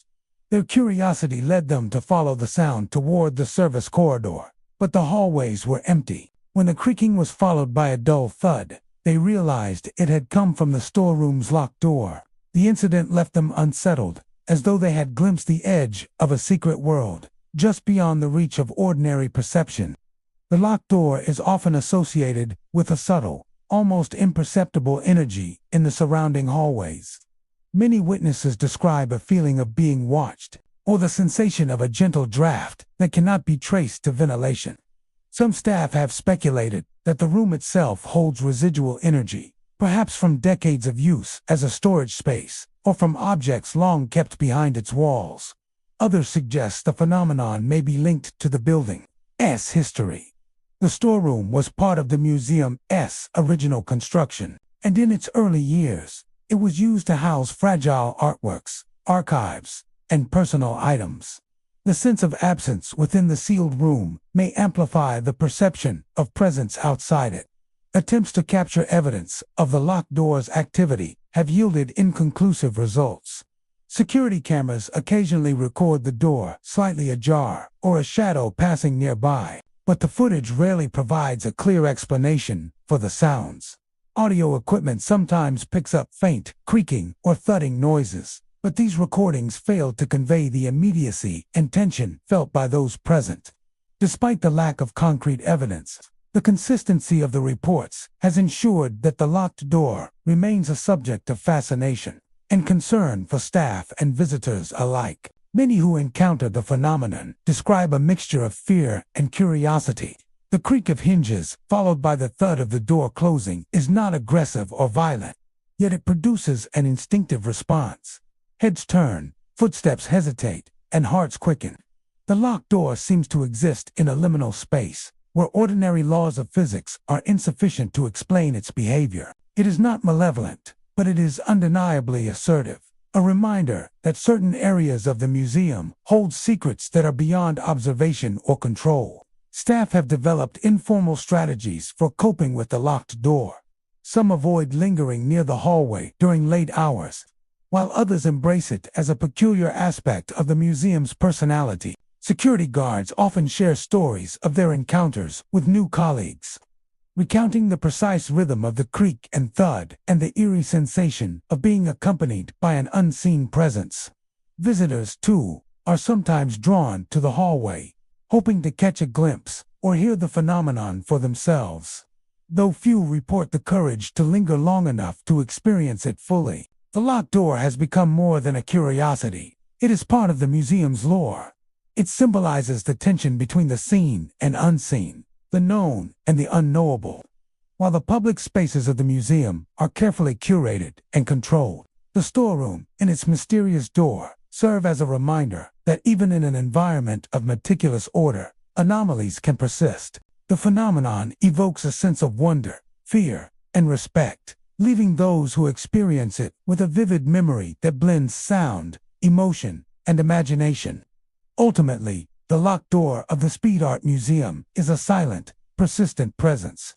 Its hinges creak, the door thuds, and yet no one is there. Patrons and staff are left with the impression of a room that is more than wood and metal, a space where energy lingers, history echoes, and the boundary between the ordinary and the unexplained dissolves.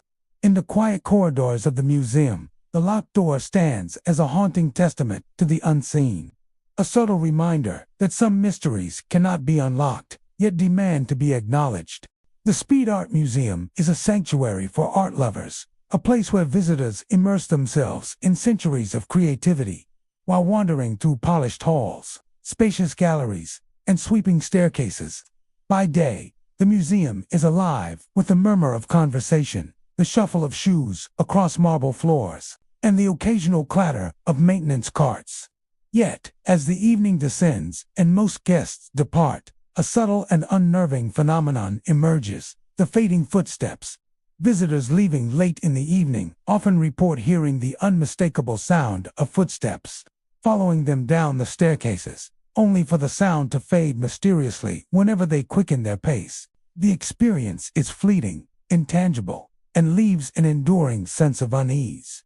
The phenomenon often begins innocuously. A visitor, having spent hours exploring the galleries, may decide to leave, descending a wide marble staircase toward the exit. As they navigate the steps, they hear soft, deliberate footsteps echoing just behind them. At first, it is natural to assume another late guest is leaving as well. However, a glance over the shoulder usually reveals empty steps, empty corridors, and a quiet hall devoid of human presence.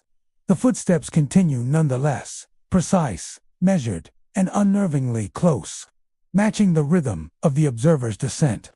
Many witnesses report that the sound behaves in an almost sentient manner. If the visitor slows their pace, the footsteps seem to slow as well, maintaining the same distance as if keeping careful company. When they hasten their steps, the sound fades into silence, leaving only the memory of its presence.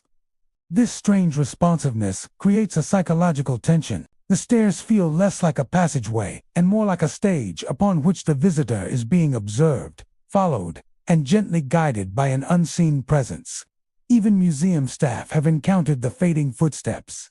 Security guards conducting late-night patrols describe walking down the grand staircases only to hear the echoes of shoes behind them.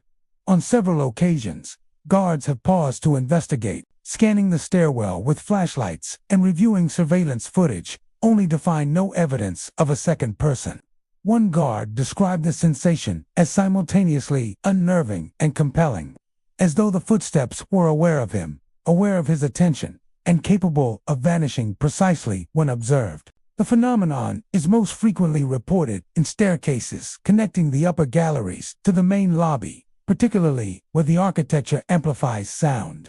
The marble surfaces act as perfect acoustic conduits, carrying even the faintest footstep with a crisp clarity that can startle visitors unprepared for the auditory illusion. Yet the consistency of the reports across decades, from multiple witnesses, suggests that the fading footsteps are more than mere trickery of acoustics or imagination. Visitors often describe a mixture of fear and fascination.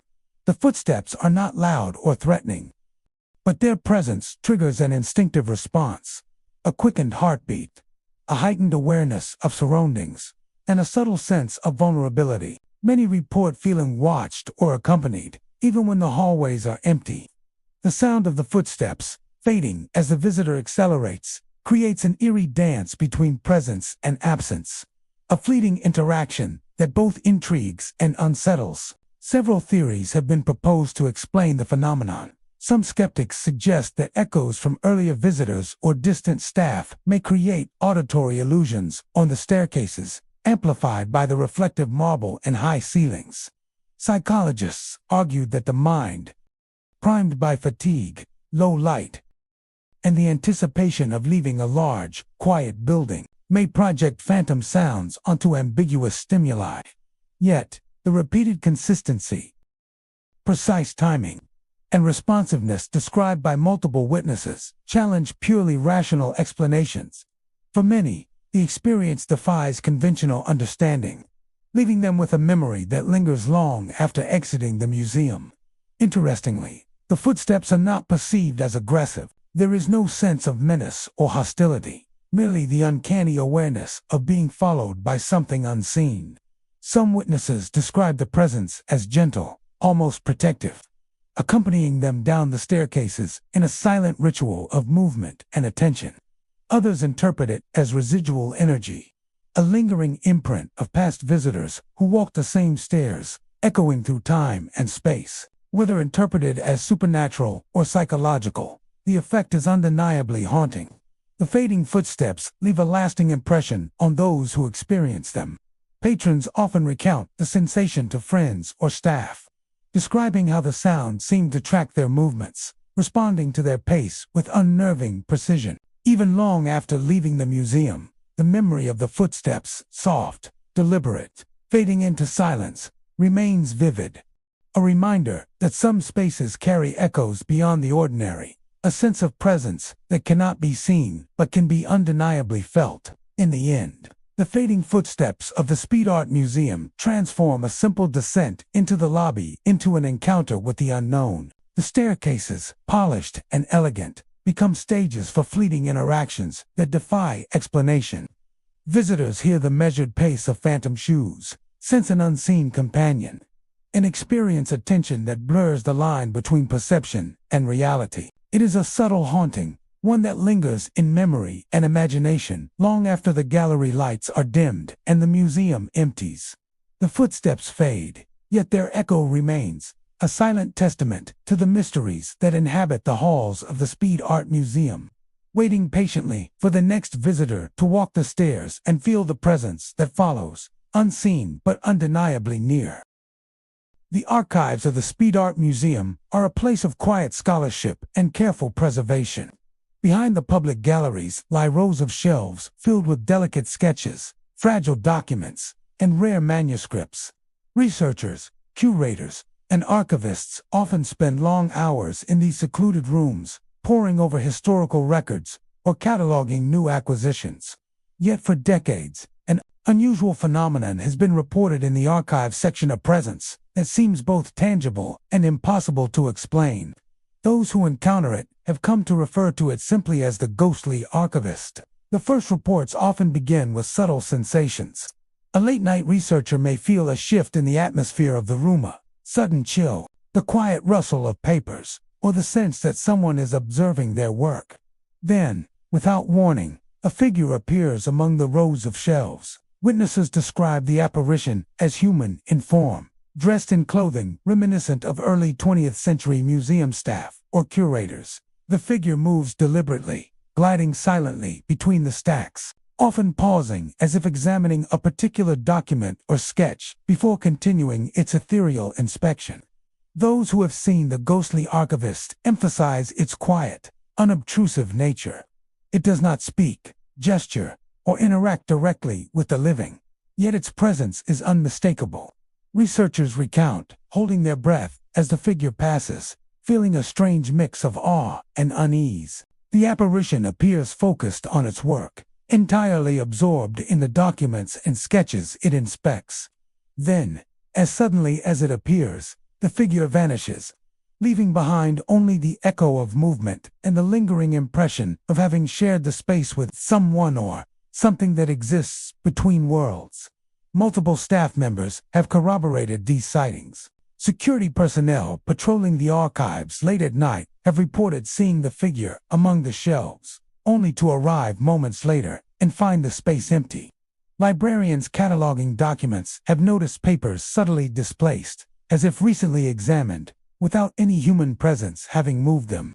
Some describe the feeling of being watched over, not in a threatening way, but as though the ghostly archivist is ensuring that the materials in the archive are handled with care.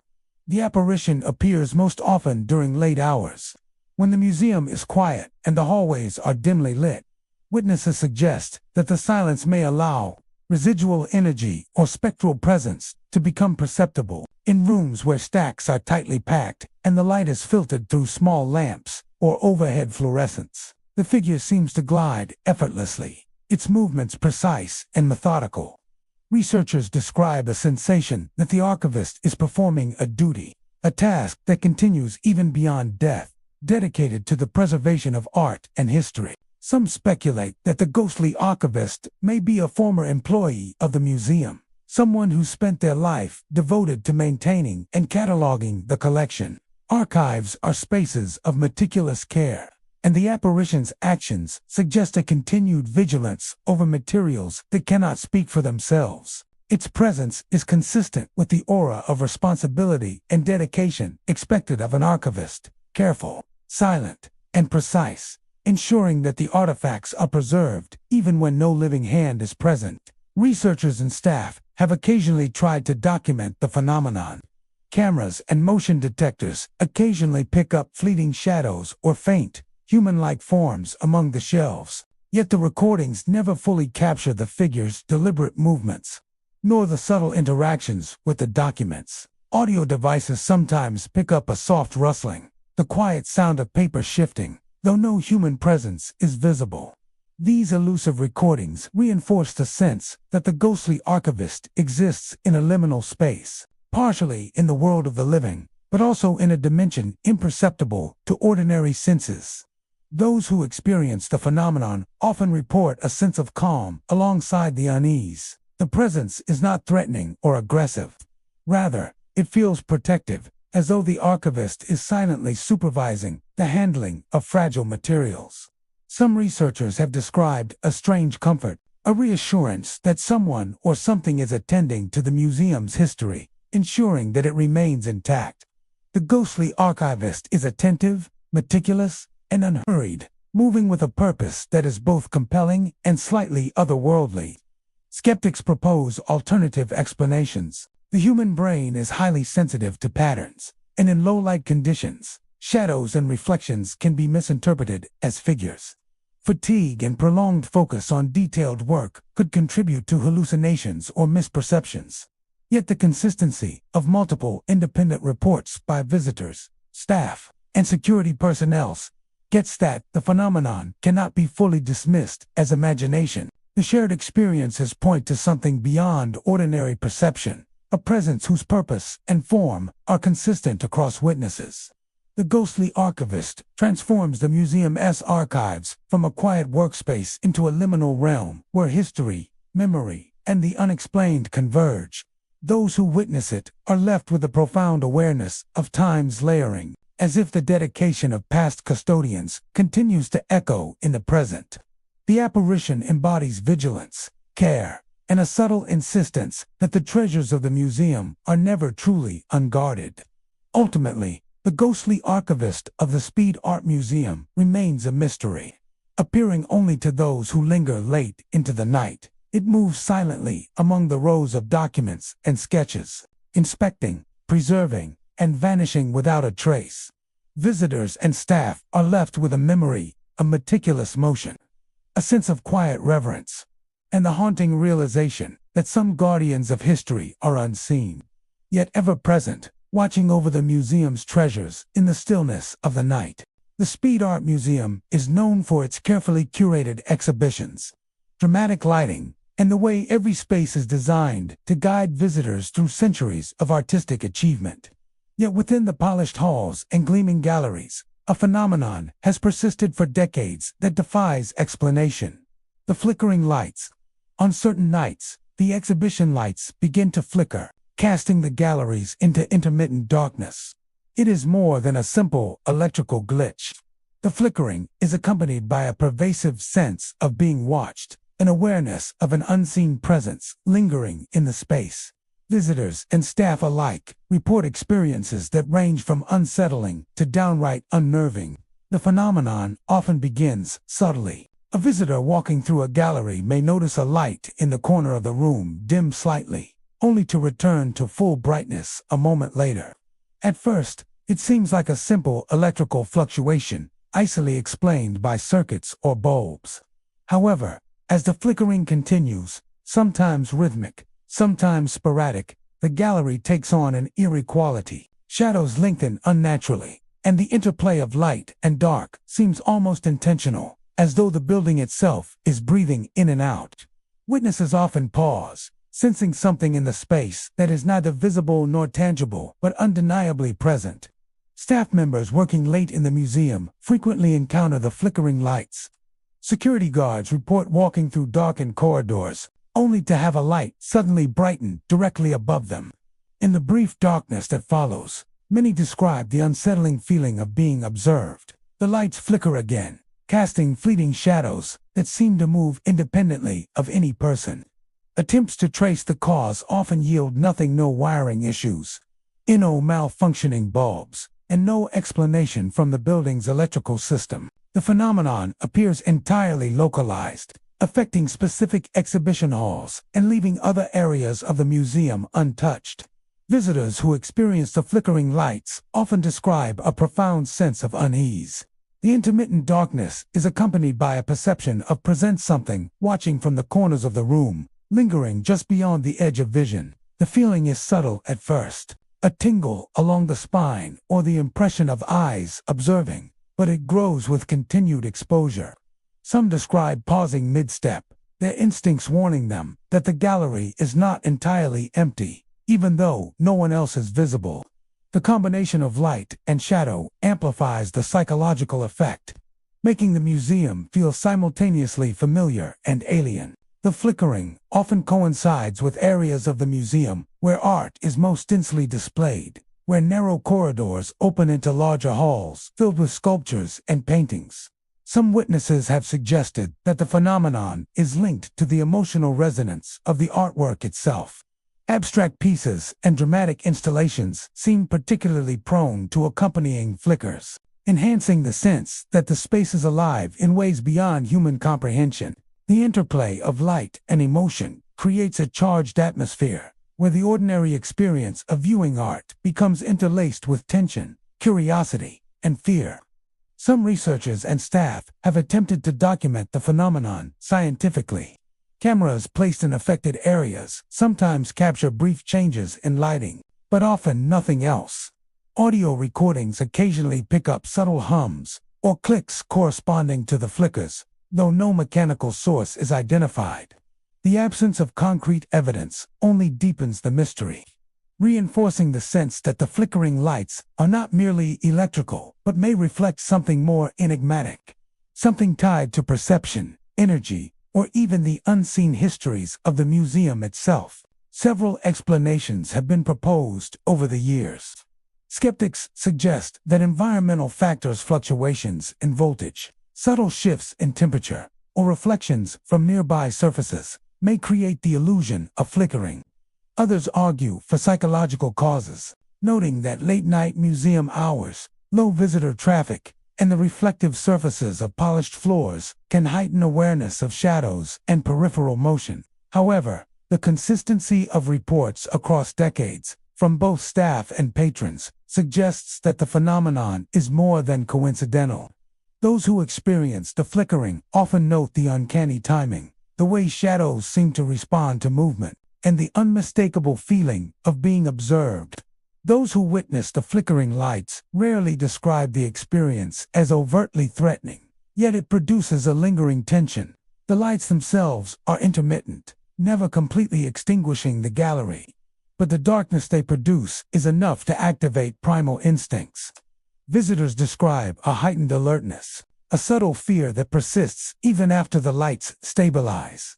Security staff note that the effect can be psychologically taxing over long hours, as repeated exposure to the flickering reinforces the perception of presence in an otherwise empty space. Interestingly, some patrons and staff have come to regard the flickering lights with a mix of fascination and respect. The phenomenon transforms ordinary gallery exploration into an immersive, almost ritualistic experience. It is a reminder that the museum, despite its structured layout and careful curation, is not entirely predictable or fully understood. The flickers invite attention, heighten sensory perception, and transform the act of viewing art into an encounter with the unknown. Ultimately, the flickering lights of the Speed Art Museum remain a mystery. They appear without warning, casting shadows and brief darkness across polished floors and silent hallways. Visitors feel the presence of something unseen, a subtle awareness that they are not entirely alone, whether the result of residual energy, perceptual phenomena, or something beyond scientific understanding. The flickering creates an experience that is unforgettable. In these moments of light and shadow, The museum transforms from a space of art and observation into a liminal realm where the ordinary and the supernatural meet, leaving those who walk its halls forever attuned to the possibility that the unseen is always near. The Speed Art Museum is a place designed to immerse visitors in art through sight and sound. But for decades, certain galleries have offered another, far more enigmatic experience. The sudden scent. Guests wandering through otherwise quiet exhibition halls have reported catching whiffs of aromas that cannot be traced to any physical source. Sometimes it is the rich, earthy smell of old wood. Other times, the delicate fragrance of flowers, or even the faint trace of smoke, lingering in the air, without explanation. The phenomenon is subtle, yet it leaves a lasting impression. A sensory intrusion that transforms the museum from a space of visual contemplation into something deeply mysterious. The experience often begins unexpectedly. A visitor examining a painting or sculpture may pause mid-step and inhale, catching a scent that seems entirely out of place. At first, it is easy to dismiss a faint odor from cleaning supplies, a nearby ventilation system, or the lingering perfume of another patron. But as the scent persists, subtle and untraceable, a creeping awareness takes hold. No one else is present, and the smell is coming from nowhere and everywhere at once. Witnesses often describe a tingling along the skin or a sudden chill accompanying the fragrance, a subtle signal that the gallery has momentarily shifted into a space where the ordinary rules of perception no longer apply. Staff members are familiar with the sudden scent, especially those who work late hours. Security guards, curators, and archivists describe walking through empty galleries and catching a fleeting aroma that seems linked to the objects themselves. One security guard recounted patrolling a hall of wooden sculptures when the warm, unmistakable scent of aged timber filled the air. He turned to look at the pieces, expecting some explanation, but there was none. The sculptures remained unchanged, the air itself seemingly the source. Moments later, the smell dissipated, leaving only the faint memory of its presence and an uncanny awareness that something unseen had passed through the space. Visitors report that the sudden scent is highly selective in its appearance. Certain galleries are more prone to the phenomenon, particularly those with older installations or with pieces that evoke strong emotional responses. Paintings depicting lush gardens, still lifes of flowers, or wooden sculptures from centuries past often coincide with experiences of sudden aroma. Some patrons speculate that the scents are tied to the materials themselves, residual traces of history that somehow persist in the air, waiting for the right observer to awaken them. Others suggest that the odors are more spectral, manifestations of memories or emotions that linger invisibly within the museum's walls. Attempts to document the sudden scent scientifically have proven difficult. Environmental monitoring equipment rarely detects any change in air quality or chemical composition. Cameras, audio devices, and temperature sensors record nothing unusual, even when multiple witnesses report the phenomenon simultaneously. The absence of tangible evidence has led some to dismiss the experiences as imagination or suggestion. Yet the consistency of accounts over decades, across multiple galleries and visitors, suggests a pattern too persistent to ignore. Those who encounter the sudden scent often describe it as profoundly affecting. Unlike visual or auditory phenomena, a scent can evoke memory and emotion with startling immediacy. Guests frequently report sudden feelings of nostalgia, longing, or melancholy when they detect a mysterious aroma. The smell of old wood may evoke an attic from childhood. The faint trace of smoke hints at a distant hearth, and the fragrance of flowers brings to mind gardens never visited. In this way, the sudden scent acts as a bridge between the physical space of the museum and the inner landscape of memory. An ephemeral interaction that leaves an indelible impression. Staff have learned to recognize the pattern of these experiences. Many describe the phenomenon as neither threatening nor malevolent. Instead, it carries a quiet presence, a subtle nudge that draws attention to the objects and spaces of the museum in a way that transcends the visual. Some researchers have suggested that the scents may be tied to the residual energy of past visitors, or perhaps to the intent and emotion invested by the artists themselves. Others propose a more spiritual interpretation, that certain objects, particularly those with emotional resonance, hold echoes of history and experience that occasionally surface in the form of fleeting, untraceable aromas. Visitors often recount the sudden scent with a mixture of wonder and unease. The experience transforms the act of moving through the museum into something more than visual engagement. It introduces a dimension of presence that cannot be seen or heard, only felt, smelled, and sensed in a deeply personal way. The unpredictability of the phenomenon, combined with its intimate and sensory nature, ensures that it is remembered long after the gallery lights have dimmed and the visitors have departed. Ultimately, the sudden scent of the Speed Art Museum remains a mystery. It appears without warning, drifts through empty galleries, and disappears as suddenly as it came, leaving no physical trace behind.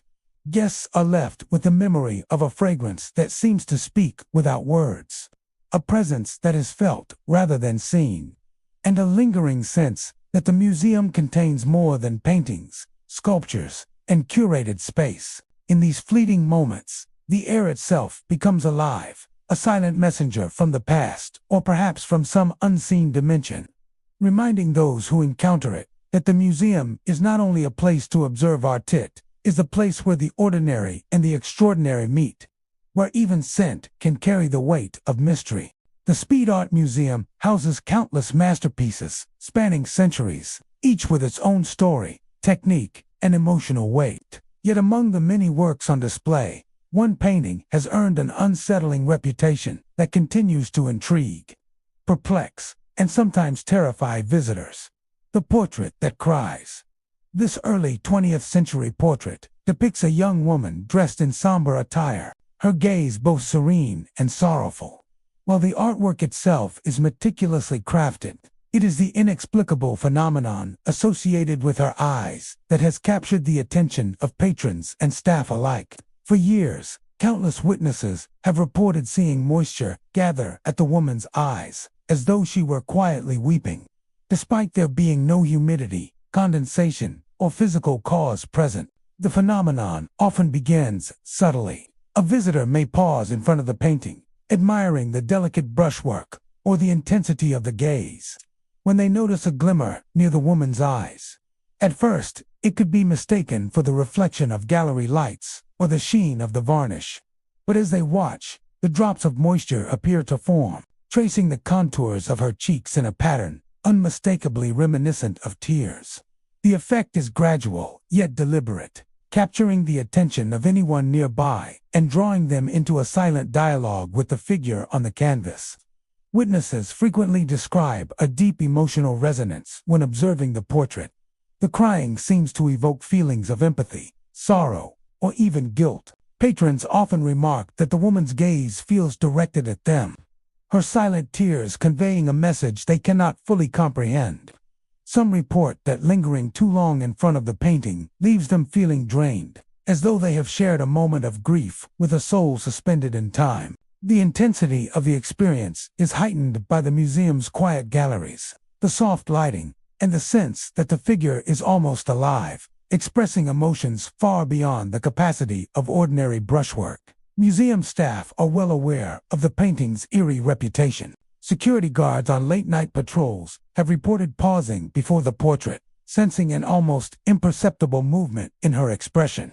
Curators and docents recount hearing visitors whispering in hushed tones, expressing disbelief or fear at the sight of her tears. Many staff members insist that no environmental factors, humidity, air conditioning, or light reflection can account for the phenomenon. They describe the effect as persistent, appearing under various conditions and with different lighting, yet always confined to the woman's eyes. The painting seems to respond to observation in subtle ways. Several witnesses claim that the tears appear only when someone is truly paying attention, as if the figure waits for acknowledgement before revealing her sorrow. In one instance, a visitor who initially glanced quickly at the portrait noticed nothing unusual. When they returned later, focusing intently on the woman's gaze, the moisture began to appear, glinting under the soft overhead lighting. The deliberate timing and specificity of the phenomenon have led many to speculate that it is a conscious, or at least semi-conscious, manifestation rather than a random anomaly. Art historians and skeptics have offered various theories. Some suggest the appearance of tears may be caused by minute chemical reactions in the oil paint or varnish, reacting to changes in temperature or lighting. Others argue that it is a psychological phenomenon, the brain projecting emotions onto an already expressive image. Yet these explanations fail to account for the precision, timing, and consistency of reports. Multiple independent witnesses have observed the crying under conditions that contradict environmental or optical causes, strengthening the impression that the phenomenon is genuinely anomalous. Visitors often describe the experience as profoundly unsettling, yet strangely compelling. Unlike many hauntings or ghostly manifestations, the portrait that cries does not threaten or frighten with sudden movement or violence. Its impact is quieter, psychological, and deeply personal. Patrons report a mixture of empathy, fascination, and unease, as if the woman's silent grief has reached across the decades to touch something within them. The tears create an intimate encounter that transcends the usual interaction between viewer and artwork, turning a simple visit to the museum into a haunting, emotional experience. The painting has become a subject of local lore. Word spreads quickly among visitors and staff about the weeping figure, attracting curious onlookers and paranormal enthusiasts alike. Some come seeking the thrill of witnessing the inexplicable, while others hope to experience the emotional resonance firsthand. Regardless of motive, almost everyone who observes the portrait reports the same lingering impression: that the woman's sorrow is real, that her silent tears carry meaning, and that her gaze remains fixed long after the viewer has walked away. Ultimately, the portrait that cries represents a unique intersection of art, emotion, and mystery. It is a reminder that paintings, particularly those capturing human expression, can evoke profound responses beyond mere aesthetic appreciation. The phenomenon challenges conventional understanding, inviting both wonder and unease, and leaving witnesses to ponder the unseen forces that might animate the canvas. The tears disappear as suddenly as they appear, leaving only the memory of a silent, sorrowful gaze and the haunting question of why this figure, preserved in oil and canvas for over a century, continues to weep for those who stop to notice. In the galleries of the Speed Art Museum, the painting remains a quiet, haunting presence. Its womanly figure, immaculately rendered and eternally sorrowful, continues to draw attention, eliciting awe, fear, and empathy. Patrons leave with a sense that they have shared a moment of quiet communion with something beyond comprehension. Silent grief, preserved through time, a mysterious presence that speaks through tears, and a story that lingers long after the museum doors have closed for the night. The Speed Art Museum is a place of deliberate design, where each sculpture, painting, and installation is carefully positioned to evoke maximum impact. Visitors often spend hours admiring the meticulous curation, noting the interplay of light, shadow, and perspective. Yet among the many works on display, one particular bronze sculpture has gained a reputation for defying expectation. The shifting sculpture, staff and visitors alike have reported an unnerving phenomenon of the museum closes and the halls are empty. The sculpture appears to subtly change its angle or orientation. It is never dramatic, only just enough to be noticed, but the effect is deeply unsettling, raising questions about perception, presence, and the uncanny behavior of the inanimate. The first reports of the phenomenon usually begin with a sense of dissonance. A security guard on an evening patrol or a curator returning early in the morning may notice that the sculpture looks off compared to the memory of the previous day. A slight tilt of the head, a minor rotation of the torso, or the angle of an arm that seems just a few degrees different than before is enough to provoke curiosity, unease. At first, staff may chalk it up to minor accidents, cleaning mishaps, or shifts caused by vibrations. Yet repeated observations over weeks, months, and even years have ruled out simple explanations, as the changes occur when no one has been in the hall. Visitors who stay late or return early in the morning sometimes sense the subtle difference almost immediately.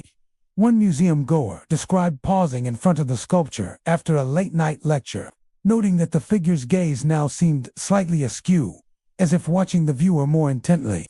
She backed up to view it from another angle, and the adjustment, though minimal, was undeniable. Such subtle shifts are difficult to quantify, but their consistency across multiple observers has contributed to the sculpture's eerie reputation. Staff members who work with the sculpture daily often describe an almost hypnotic quality to the changes. The shifts are rarely obvious. The sculpture never seems to move in a dramatic way. Instead, it tilts, turns, or adjusts just enough to provoke recognition. Curators and security personnel have reported spending minutes comparing photographs from the day before to the sculpture's current position, only to confirm that something has changed. Some even describe the unsettling feeling that the sculpture is aware of its observers, subtly repositioning itself to maintain engagement, or perhaps to assert an unspoken presence in the empty hall. The phenomenon is compounded by the hall itself. The bronze surface catches light differently depending on angle, and polished floors reflect subtle shadows, creating the impression that the sculpture's form is more dynamic than its physical limitations should allow. In low light, these changes are magnified, the adjustments appearing almost intentional, as if the piece has an innate sense of spatial awareness. Visitors frequently report that the shifts become more pronounced in the evening or early morning hours, adding to the sense that the sculpture is most active when the museum is empty. Several theories attempt to explain the shifting sculpture. Skeptics suggest natural causes, vibrations from nearby traffic, subtle shifts in the foundation, or slight temperature changes causing materials to expand and contract. Yet the precision and subtlety of the movements challenge these purely mechanical explanations. Others speculate that the shifts are the result of residual energy, a trace of the artist's intent or emotion encoded in the sculpture during its creation. According to this view, the sculpture possesses a kind of consciousness, adjusting minutely over time to interact with observers, respond to presence, or maintain alignment with the hall's overall energy. Those who have experienced the phenomenon often describe mixed emotions: fascination, awe, and a creeping sense of unease. Unlike more overt hauntings or supernatural activity, the shifting sculpture exerts its influence quietly, subtly, and persistently. It is not threatening. It does not move violently or aggressively. Instead, it produces a slow-burning awareness, a feeling that the hall is not as empty as it seems. Visitors sometimes pause longer than planned, feeling compelled to study the sculpture from multiple angles, trying to capture the shift before it changes again. Interestingly, some staff have come to appreciate the subtlety of the phenomenon. They describe it as a reminder that art is never truly static, that even objects intended to be permanent and fixed can engage viewers in new ways. The shifts are so slight that they encourage mindfulness, careful observation, and heightened awareness of space and perspective. The shifting sculpture becomes more than a bronze figure. It becomes a conversation between art, observer, and the invisible, an evolving presence in the stillness of the museum. For visitors and staff alike, the shifting sculpture remains a source of intrigue and quiet mystery. It is a phenomenon that defies easy explanation, blending perception, emotion, and perhaps something beyond the physical. Photographs, security footage, and first-hand accounts all tell slightly different stories. But the essential truth remains. The sculpture is never exactly where it was before. Whether the shifts are the result of subtle forces, a trick of light, or an uncanny manifestation of something unseen, they leave observers with an enduring sense of wonder and unease. Ultimately, the shifting sculpture is a reminder that even in a space devoted to observation and appreciation, the line between the animate and inanimate can blur. It transforms the museum from a collection of objects into a living, breathing environment, where subtle changes and unexpected phenomena invite curiosity, reflection, and a touch of fear. Visitors leave the hall with a lingering awareness that the sculpture, though bronze and immobile by all conventional measures, is never entirely still. In the quiet moments when the museum is empty, it shifts, tilts, and adjusts ever so slightly, maintaining its watchful presence and reminding all who enter that some works of art are more alive than they appear. The Speed Art Museum is a place where art, history, and culture intersect, offering visitors a carefully curated journey through centuries of human creativity. Among the many wonders housed within its walls, however, there exists a phenomenon that defies explanation: the watchful figure. For years, staff and security analysts have reported seeing a shadowy presence appear in security camera footage, lurking at the edges of exhibits before vanishing without a trace. Its sudden appearances, coupled with the inability to locate it physically, have left museum personnel, visitors, and investigators alike both intrigued and unsettled. The first reports of the watchful figure often come from the security team. During routine review of surveillance footage, guards and analysts noticed a dark shape standing just beyond the edges of exhibit spaces. The figure is humanoid in form but indistinct, often appearing slightly blurred, as if shrouded in mist or moving too quickly for the camera to capture clearly. It rarely interacts with the artwork or staff, simply appearing to observe, then fading into empty hallways or darkened corners. Despite extensive checks of the museum's premises, the figure is never found during live patrols, reinforcing the unsettling impression that it exists only in brief glimpses.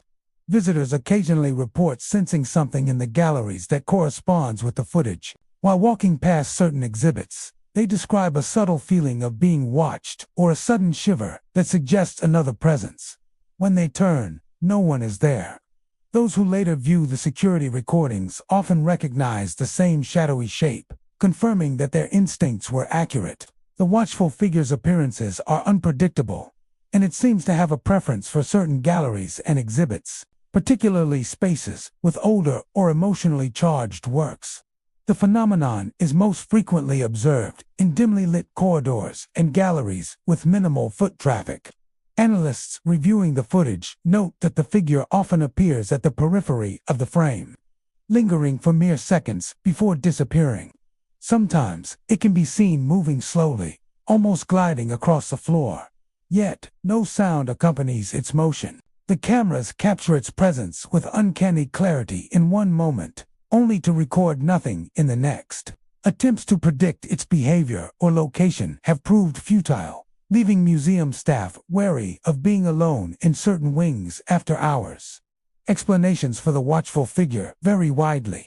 Skeptics suggest technical glitches in the cameras, reflections, or shadows cast by objects and lighting may account for some sightings.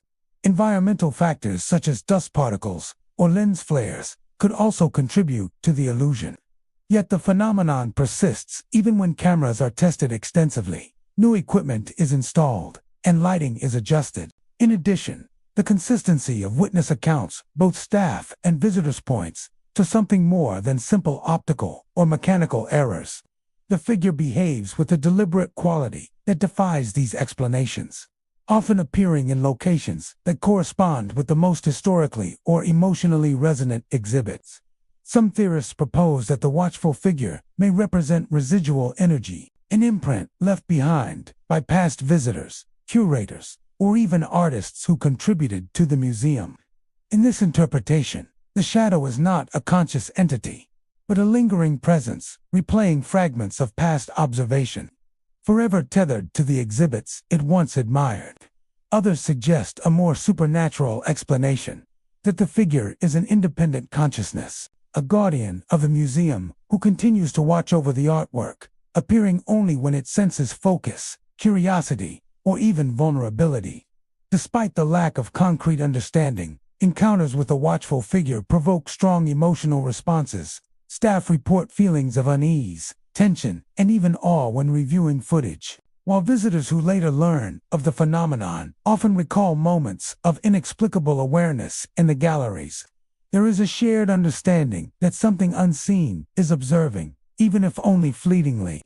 The figure does not communicate, interact, or threaten, yet its presence is undeniably powerful. A subtle reminder that the museum holds more than static art. It harbors mysteries beyond comprehension. Repeated sightings have encouraged staff to treat certain galleries with heightened attention. Security teams remain vigilant, checking corners, shadowed spaces, and stairwells where the figure is most often observed. Curators also report an unspoken awareness, noting that the presence seems drawn to areas of high artistic or emotional intensity. Some speculate that the figure is attracted to strong human focus, appearing when visitors or staff engage deeply with a piece of art. It is as if the shadow itself is curious, silently observing the interactions of the living with the creations of the past. Visitors who learn of the watchful figure often approach the museum differently. Some come seeking to catch a glimpse of it themselves, fascinated by the idea of a lingering presence among the galleries. Others tread more cautiously, conscious of the sense of being observed, yet intrigued by the story and the emotional resonance it carries. The figure transforms the museum from a mere repository of art into a space charged with unseen activity.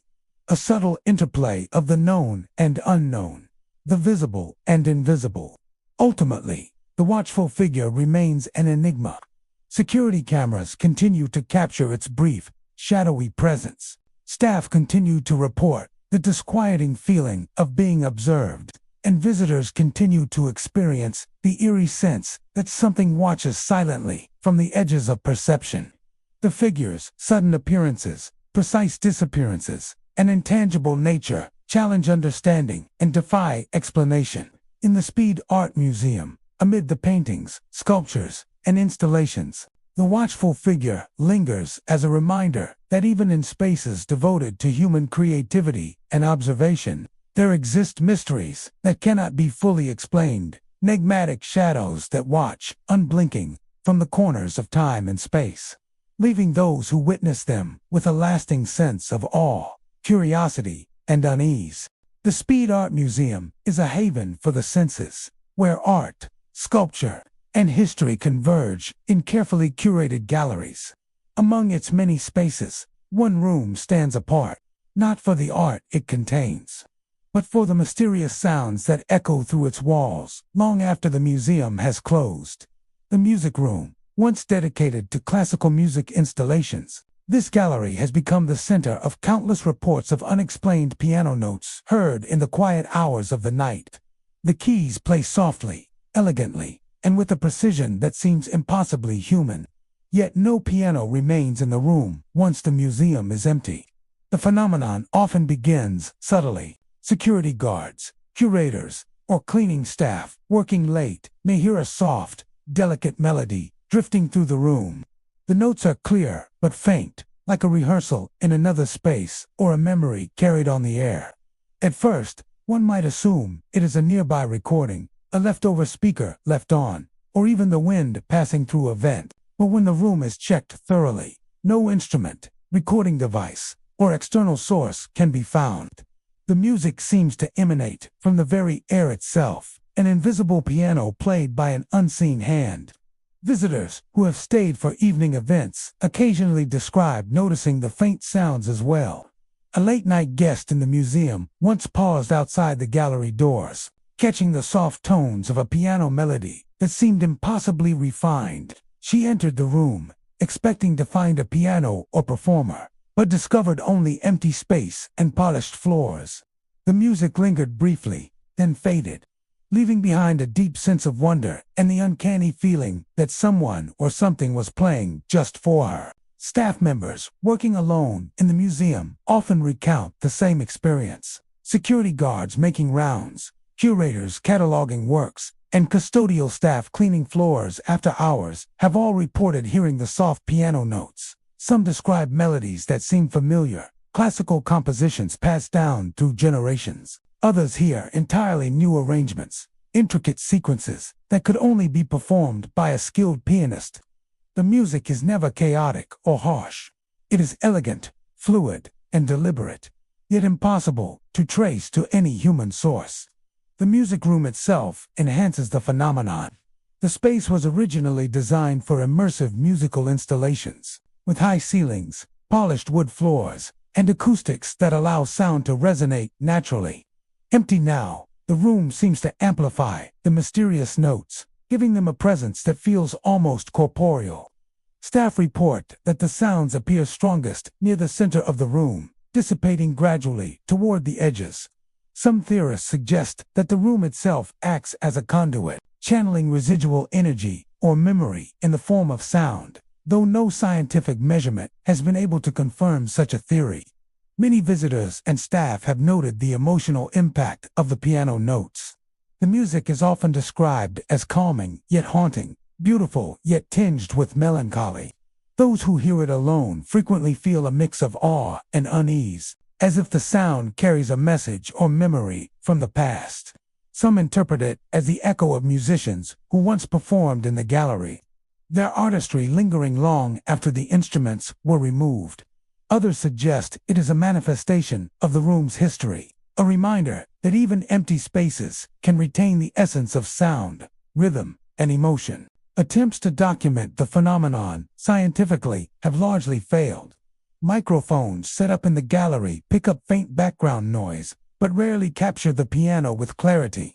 Recordings often reveal silence, even when witnesses insist the music was present and unmistakable. Security cameras show nothing unusual. There is no shadow, no person entering or exiting the gallery. The invisibility of the source only adds to the mystique, reinforcing the idea that the music room is a space where conventional understanding of sound and presence does not fully apply. Skeptics offer a variety of explanations. Some suggest auditory hallucinations induced by silence, fatigue, or the brain's tendency to seek patterns in ambiguous sounds. Others attribute the experience to residual electrical interference or vibrations from nearby traffic. However, the consistency of reports across decades from multiple independent witnesses challenges purely scientific explanations.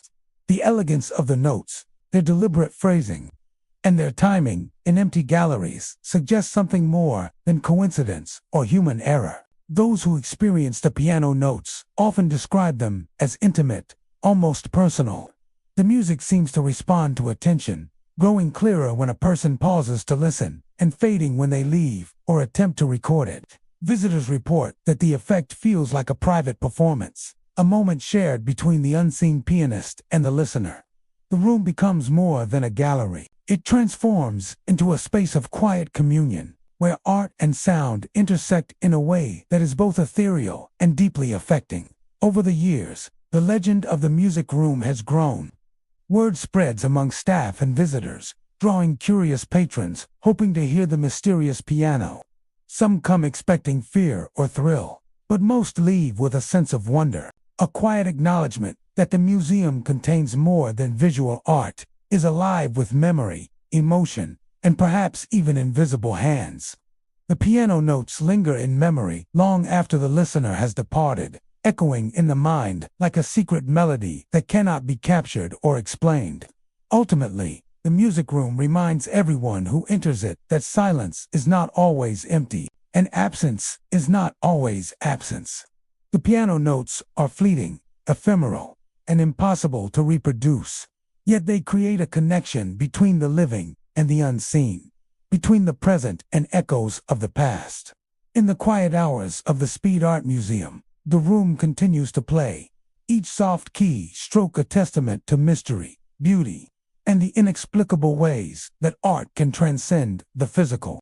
The Speed Art Museum has long been celebrated for its vibrant collection of contemporary art, a place where bold experimentation and creative expression take center stage. Yet among the colorful canvases, sculptures, and installations, one gallery has become the source of persistent intrigue and unease. The home of the phantom painter. In this particular space, an empty canvas seems to possess a life of its own. Witnesses report seeing ghostly brushstrokes appear and shift across the surface when no one is present, only to vanish the moment a viewer approaches. The effect is fleeting, elusive, and utterly inexplicable, drawing both fascination and fear from those who encounter it. The phenomenon usually begins subtly. Staff or visitors may notice that the canvas appears untouched during the day, pristine in its emptiness. Yet when returning after hours or, in rare instances, during moments of solitude within the gallery, they find delicate strokes of color that seem to shimmer faintly across the white surface. The marks are never static. They shift, blend, and alter in a way that defies logical explanation. One moment, a simple curve may appear. The next, it transforms into a complex pattern of lines, swirls, or abstract forms. The changes occur slowly, almost as if the canvas itself is breathing, responding to an unseen hand. Curators and security staff have recounted countless experiences with the phantom painter. A late-night guard described entering the gallery to perform a routine check and noticing subtle smudges of gray and blue on the canvas. Thinking it might be an unfinished piece or accidental mark, he returned the next morning, only to find the strokes gone. Over time, he realized the alterations appeared only during hours when the museum was empty, and no evidence of human intervention was ever found. Cameras installed to monitor the canvas captured only a static frame, recording no visible movement, no brush, and no artist. Visitors who have stumbled upon the phenomenon often describe a mixture of awe and unease. One artist, attending a private evening viewing, noticed faint streaks of crimson spreading across the canvas in soft arcs. She moved closer, intrigued only to see the patterns vanish entirely, leaving her staring at blank white. The fleeting nature of the strokes creates an intimate, almost personal encounter, as though the unseen painter recognizes the presence of an observer and withdraws its expression accordingly. Witnesses often leave the gallery with the uncanny impression of having glimpsed something impossible, a creation that exists and disappears in the same heartbeat. The gallery itself amplifies the eerie effect. Its minimalist design, soft lighting, and polished floors create a sense of spaciousness and quiet, allowing the ghostly brushstrokes to command attention. Reflections from the lighting can sometimes make the marks appear to shimmer or shift, further enhancing the illusion that the canvas is alive. Staff note that the phenomenon is most pronounced in moments of complete stillness, when no one else is present to distract from the subtle changes. In this way, the gallery becomes more than a display space. It transforms into a stage for a performance that exists only for the solitary observer. Theories attempting to explain the phantom painter are as varied as they are speculative. Some suggest that the canvas might react to environmental factors, temperature fluctuations, airflow, or subtle vibrations in the gallery, causing pigments or previous layers of paint to shift imperceptibly. Others propose a psychological explanation, arguing that the mind fills in blank spaces when alone, projecting movement and creativity onto an otherwise static surface. Yet these explanations fail to account for the consistency of reports, the precision of the brushstrokes, and the way they appear only when no one is nearby to directly witness them. Paranormal enthusiasts, on the other hand, interpret the canvas as a residual presence or the work of a ghostly artist. According to this view, the brushstrokes represent lingering energy, an imprint of a creative spirit bound to the gallery and compelled to continue its work in secrecy. The fleeting nature of the patterns suggests a consciousness that is aware of observation, withdrawing whenever attention is focused too closely. Some theorists even propose that the phantom painter is connected to the collective energy of the museum itself, a manifestation of creativity left behind by countless artists whose works occupy the surrounding galleries. Witnesses frequently describe the effect as profoundly emotional. The brushstrokes evoke curiosity, wonder, and sometimes unease, as though the canvas is alive and responsive to their presence. Unlike other haunting phenomena that rely on fear or overt activity, the phantom painter creates a quiet, contemplative tension.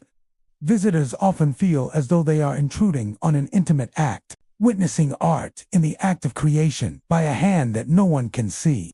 It is a reminder that art is not merely an object to be observed. It is a living, evolving expression capable of transcending the boundaries of time and space. Attempts to document the phenomenon are ongoing. Cameras, sensors, and time-lapse photography occasionally capture subtle changes, yet often, the brushstrokes appear only when no equipment is present. Researchers are baffled, noting that the phenomenon defies conventional observation, appearing only when the observer is human and present in a quiet, empty space. The elusive nature of the phantom painter has only strengthened its reputation, attracting artists, skeptics, and the curious who hope to experience the unexplainable firsthand. Ultimately, the phantom painter is a testament to mystery and the unexpected in the Speed Art Museum. The empty canvas, alive with fleeting brushstrokes, challenges conventional understanding of space, time, and creativity. It transforms the gallery from a simple exhibition into an interactive experience, one in which art is not merely viewed but encountered in its most ephemeral form. Patrons leave with a sense of having witnessed something impossible, a creation that exists only for the fleeting moments when the gallery is empty. A silent artist working unseen, and a reminder that some mysteries are best appreciated in the quiet solitude of observation. The Speed Art Museum is a sanctuary of creativity, where every gallery invites visitors to explore, reflect, and engage with art. Among its many carefully curated spaces, one section stands out for reasons far beyond the colorful displays and interactive programs. The Children's Gallery, normally a space filled with joy, curiosity, and the excited chatter of young learners. It has also become the source of a phenomenon that continues to puzzle and unsettle the museum staff. The silent laughter. Even when the gallery is empty, staff members frequently report hearing faint, high-pitched laughter echoing through the room. The sound is soft, almost delicate, and disappears as suddenly as it arrives, leaving behind an eerie sense of presence that cannot be explained. The first reports often come from staff arriving early in the morning or staying late after programs have concluded. A custodian preparing the room for the next day's educational activities might hear a brief peal of laughter, as though a group of children is playing just beyond the closed doors. The sound is light and fleeting, so delicate that it could easily be mistaken for a memory or the faint hum of ventilation. Yet those who hear it report a clarity and liveliness that feels impossibly real, as though unseen children are actively exploring the gallery, unseen but audible. Teachers, guides, and volunteers have also recounted experiences of the silent laughter.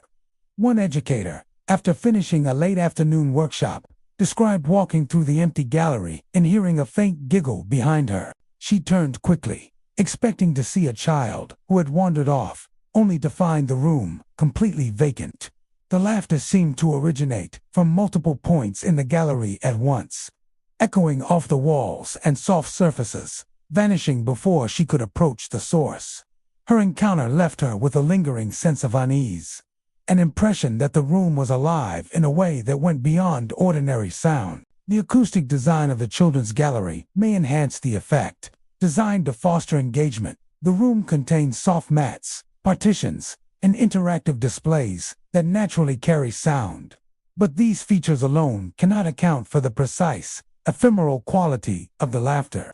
Unlike echoes of voices or footsteps, which fade gradually and predictably, the silent laughter appears suddenly, sustains a brief rhythm, and disappears without trace. Multiple staff members have noted that the sound often seems to respond to the presence of a single listener, emerging more clearly when someone is paying attention, then vanishing when approached. The emotional impact of the phenomena is significant.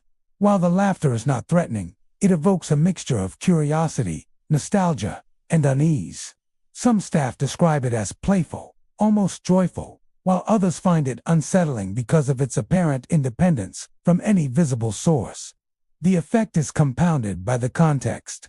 A children's gallery, a space normally associated with life, movement, and innocent sound, becomes an arena for an invisible presence that replicates those qualities in isolation. The result is a space charged with the sensation of life, yet completely devoid of living occupants.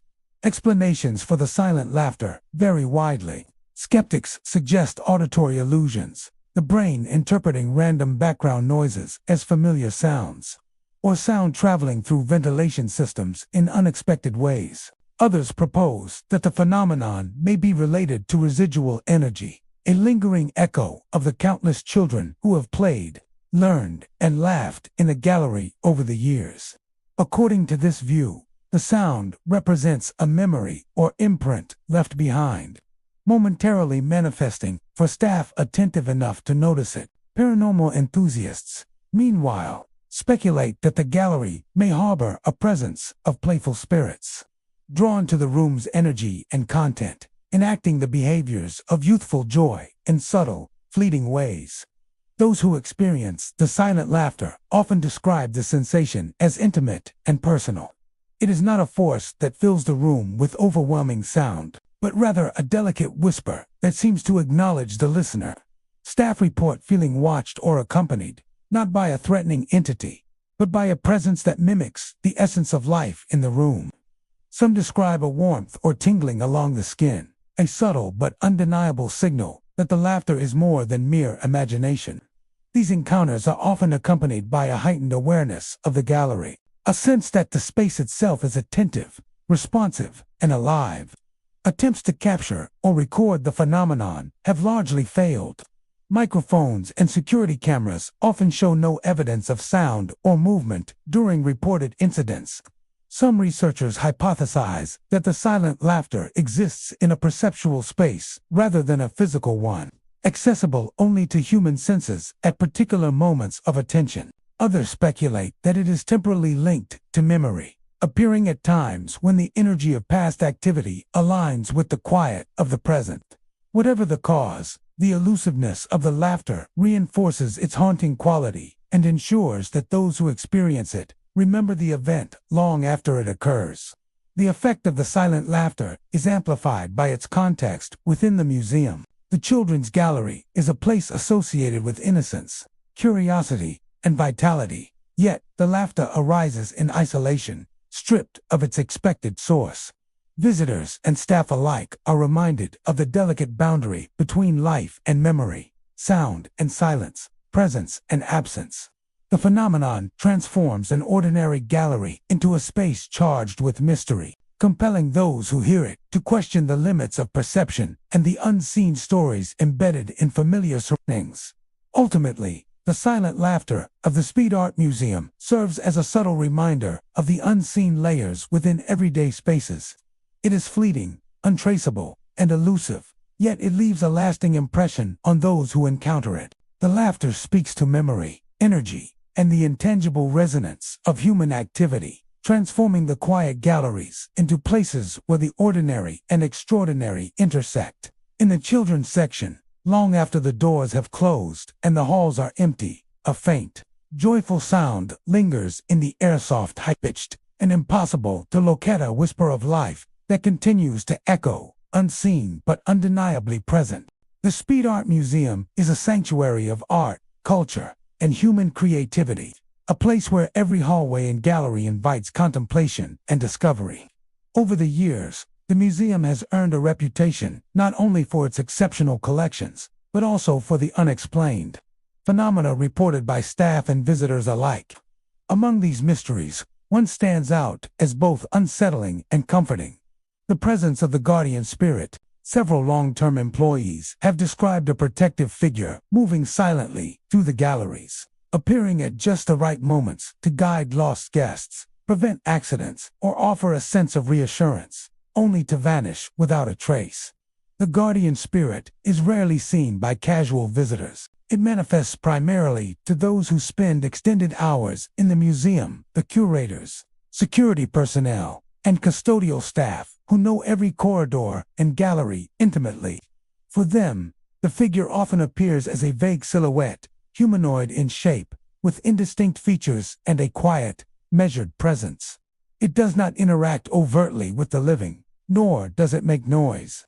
Instead, its influence is subtle and often noticed only in hindsight. A guard might realize that a guest they expected to get lost was guided smoothly to an exit, or a custodian may discover an accident narrowly avoided, the guardian spirit having seemingly intervened without leaving a trace.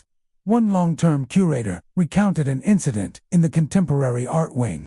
Late at night, she was closing the exhibits when she noticed a visitor wandering off the designated path toward a fragile installation. Before she could reach them, a tall, shadowy figure appeared between the visitor and the exhibit.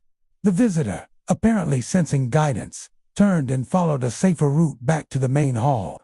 When the curator hurried forward to thank or warn the visitor, the figure was gone, leaving only an empty gallery bathed in dim light. Experiences like these are common among staff, who often describe the presence as protective rather than threatening, an unseen guardian, attentive to the safety of both people and art. Security personnel have shared similar encounters. One guard recalled monitoring the upper floors on a late shift, when he noticed a figure appearing to pace silently ahead of a small group of visitors. The group remained unaware of its presence, yet they navigated the hallways with unusual ease, avoiding potential hazards like wet floors or low-lying display stands. Cameras recorded no anomaly, no visible intruder, only an empty corridor. Staff reviewing footage later described the sensation of seeing something move just beyond the edge of perceptions, something that seemed aware, deliberate, and quietly guiding. The guardian spirit's influence extends beyond simple guidance. Several custodial staff members have reported inexplicable assistance during late-night cleaning tasks. Items that were awkward to move, or debris that might have caused accidents, are occasionally found already displaced or cleared by unseen hands. In one instance, a heavy sculpture crate that had begun to tip over while being repositioned suddenly stabilized itself, as if an invisible figure had intervened. Witnesses often feel the presence linger afterward, an almost tangible sense of vigilance that gradually fades. Though unconfirmed, these events reinforce the idea that the guardian spirit is protective, acting to prevent harm in the quiet, unseen hours. The phenomenon is enhanced by the museum's architecture.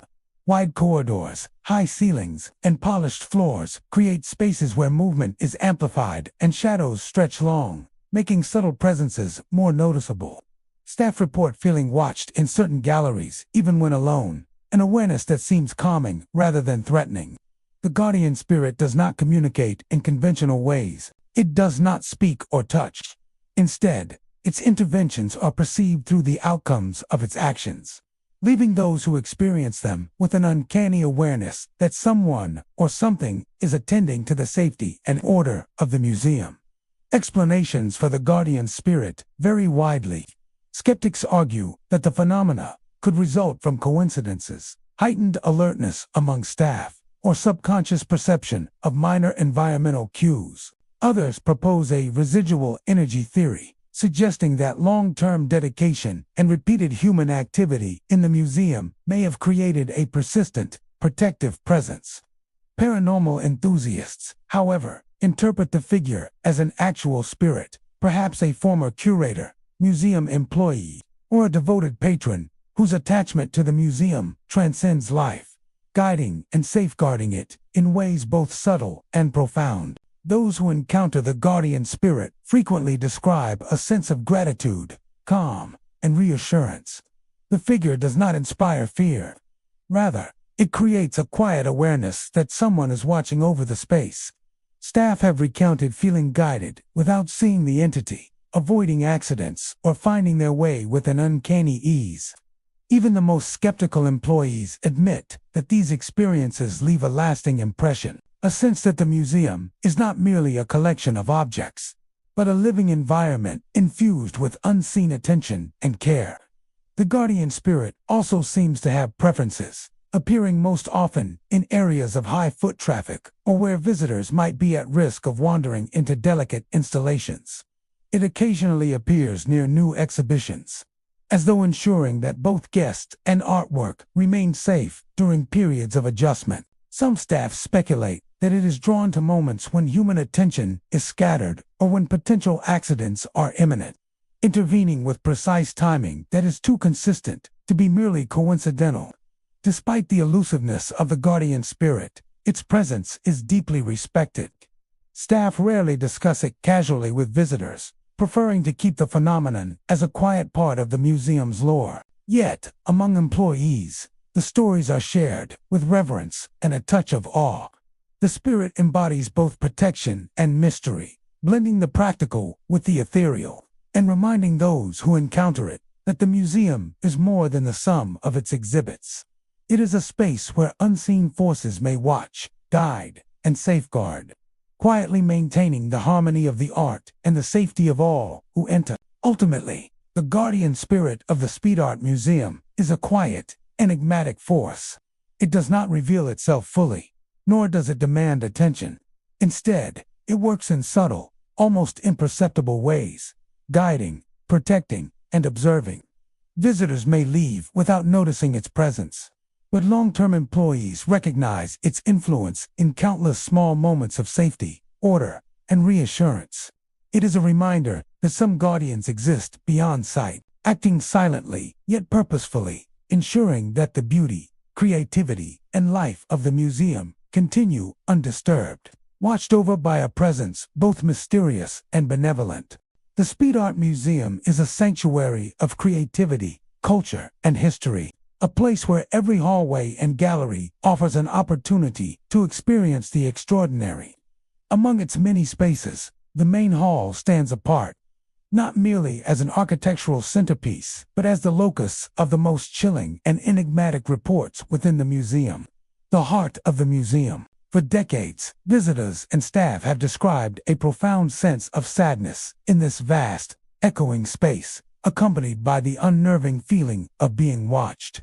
Footsteps, whispers, and fleeting shadows are frequently reported here, converging as though the very soul of the museum resides in this hall, silently observing, remembering, and never resting. The phenomenon begins subtly, often noticed by those entering the hall during quiet hours. Staff who close the museum at night report an immediate shift in atmosphere as they step across the polished floors. The temperature seems to drop slightly, the lighting takes on a muted tone, and the vast openness of the hall amplifies an uncanny stillness. At first, one might assume the effect is merely psychological, a product of fatigue, or the echoing acoustics. Yet the experience is far more tangible than a trick of the mind. Those who spend extended time in the hall sense an invisible presence and awareness of something, watching, patient, and omnipresent. Footsteps are the most frequently reported phenomena. They echo softly across the hall, following the movements of visitors or staff, yet no source is ever found. A custodian sweeping late at night might hear a slow, deliberate step behind them, only for it to fade as they turn. A security guard patrolling the area reports footsteps pacing in rhythm with their own, stopping abruptly when approached. These sounds are not random. They seem intentional, leaving only the testimony of those present to confirm the events. Whispers are another haunting element of the heart of the museum. Staff describe faint, unintelligible murmurs that drift through the vast hall, often from multiple directions at once. Sometimes, the voices appear to echo emotions rather than words, and undertone of sorrow, longing, or quiet urgency that cannot be pinned to a specific source. Visitors alone in the space have reported sudden chills when hearing these whispers, coupled with the impression that the voices are speaking directly to them, sharing memories of the past or silently recounting the history embedded in the museum's walls. Shadows play a particularly unsettling role. Guests often glimpse fleeting forms, moving along the edges of the hall in distinct silhouettes that vanish the moment anyone looks directly at them. The shapes are never threatening, but they carry an undeniable presence, moving with purpose rather than randomness. Some staff speculate that these shadows are echoes of former visitors, curators, or even patrons long gone, leaving behind impressions of their movements in the very center of the museum. Others believe the figures are manifestations of the museum's own consciousness, projecting itself into the physical realm to remind visitors that this is more than a building. Filled with art, it is a living repository of memory, emotion, and observation. The emotional intensity of the heart of the museum is profound. Witnesses consistently describe a deep, almost tangible sadness that permeates the space, unlike any other gallery or corridor. It is not a fear that grips the heart, but a melancholic weight, as if the hall itself remembers countless stories of human experience, joy, loss, inspiration, and reflection, and holds them within its walls. Visitors often leave the hall with a lingering sense of introspection, a recognition that the museum is not simply a place to view art, but a space where history and emotion converge, mediated by an unseen consciousness. Attempts to rationalize the phenomena are met with limited success. Skeptics suggest the sensations arise from architectural acoustics, the echo of footsteps, drafts, or even psychological suggestion. While these factors may contribute, they cannot fully account for the consistency and specificity of the experiences. The timing of the events, the deliberate pacing of footsteps, and the responsive nature of whispers suggests a level of awareness beyond natural explanation. Security cameras and sensors often fail to capture any anomaly, reinforcing the idea that the heart of the museum operates on a different perceptual plane, one accessible only to human senses in the right moments of attention and solitude. Some paranormal theorists propose that the hall is a nexus of energy, a place where the collective experiences of staff, visitors, and the countless people who have passed through the museum converge into a residual presence. In this view, the footsteps, whispers, and shadows are not malevolent, but rather imprints of consciousness, traces of those who have left a mark on the museum's history. Others suggest a more conscious entity resides here, guardian or observer, that remains bound to the hall, watching over the museum's treasures, guiding those who enter, and preserving the emotional resonance of the space. Those who encounter the phenomena often describe a sense of awe alongside unease. The heart of the museum is not frightening in a conventional sense. It is profoundly affecting. Witnesses report feeling a connection to the space, a quiet acknowledgement that they are not alone and that the museum itself remembers. The experiences are deeply personal, varying in intensity depending on the observer's awareness and emotional state, yet they share a common thread. The hall seems to respond, observe, and engage, even without physical presence. The heart of the museum remains one of the most compelling mysteries of the Speed Art Museum. Footsteps echo, whispers linger, and shadows glide across polished floors, each phenomenon reinforcing the impression that this space holds the essence of the museum itself. Long-term employees and visitors alike carry the memory of the hall with them, describing an awareness that blends awe, melancholy, and reverence. It is a reminder that even in a building designed for observation, quiet reflection, and artistic exploration, there exists a space where the line between the tangible and the unseen blurs, where the soul of the museum watches, remembers, and never rests. The Speed Art Museum is more than just a repository of art. It is a living archive of emotions, memories, and stories that transcend the canvas. Its hallways, galleries, and hidden corners carry whispers of the past, stories of dedication, joy, sorrow, and mystery. The hauntings remind us that art is not merely something to be observed, it's something that resonates, sometimes in ways that defy explanation. As you leave this exploration of the museum's shadows and secrets, remember that every building, every piece of art, and every corner holds its own stories, waiting for the curious, the brave, and the open-hearted to listen. The Speed Art Museum, with its beauty and its mysteries, continues to watch over those who walk its halls, ensuring that its spirits and the echoes of history are never forgotten.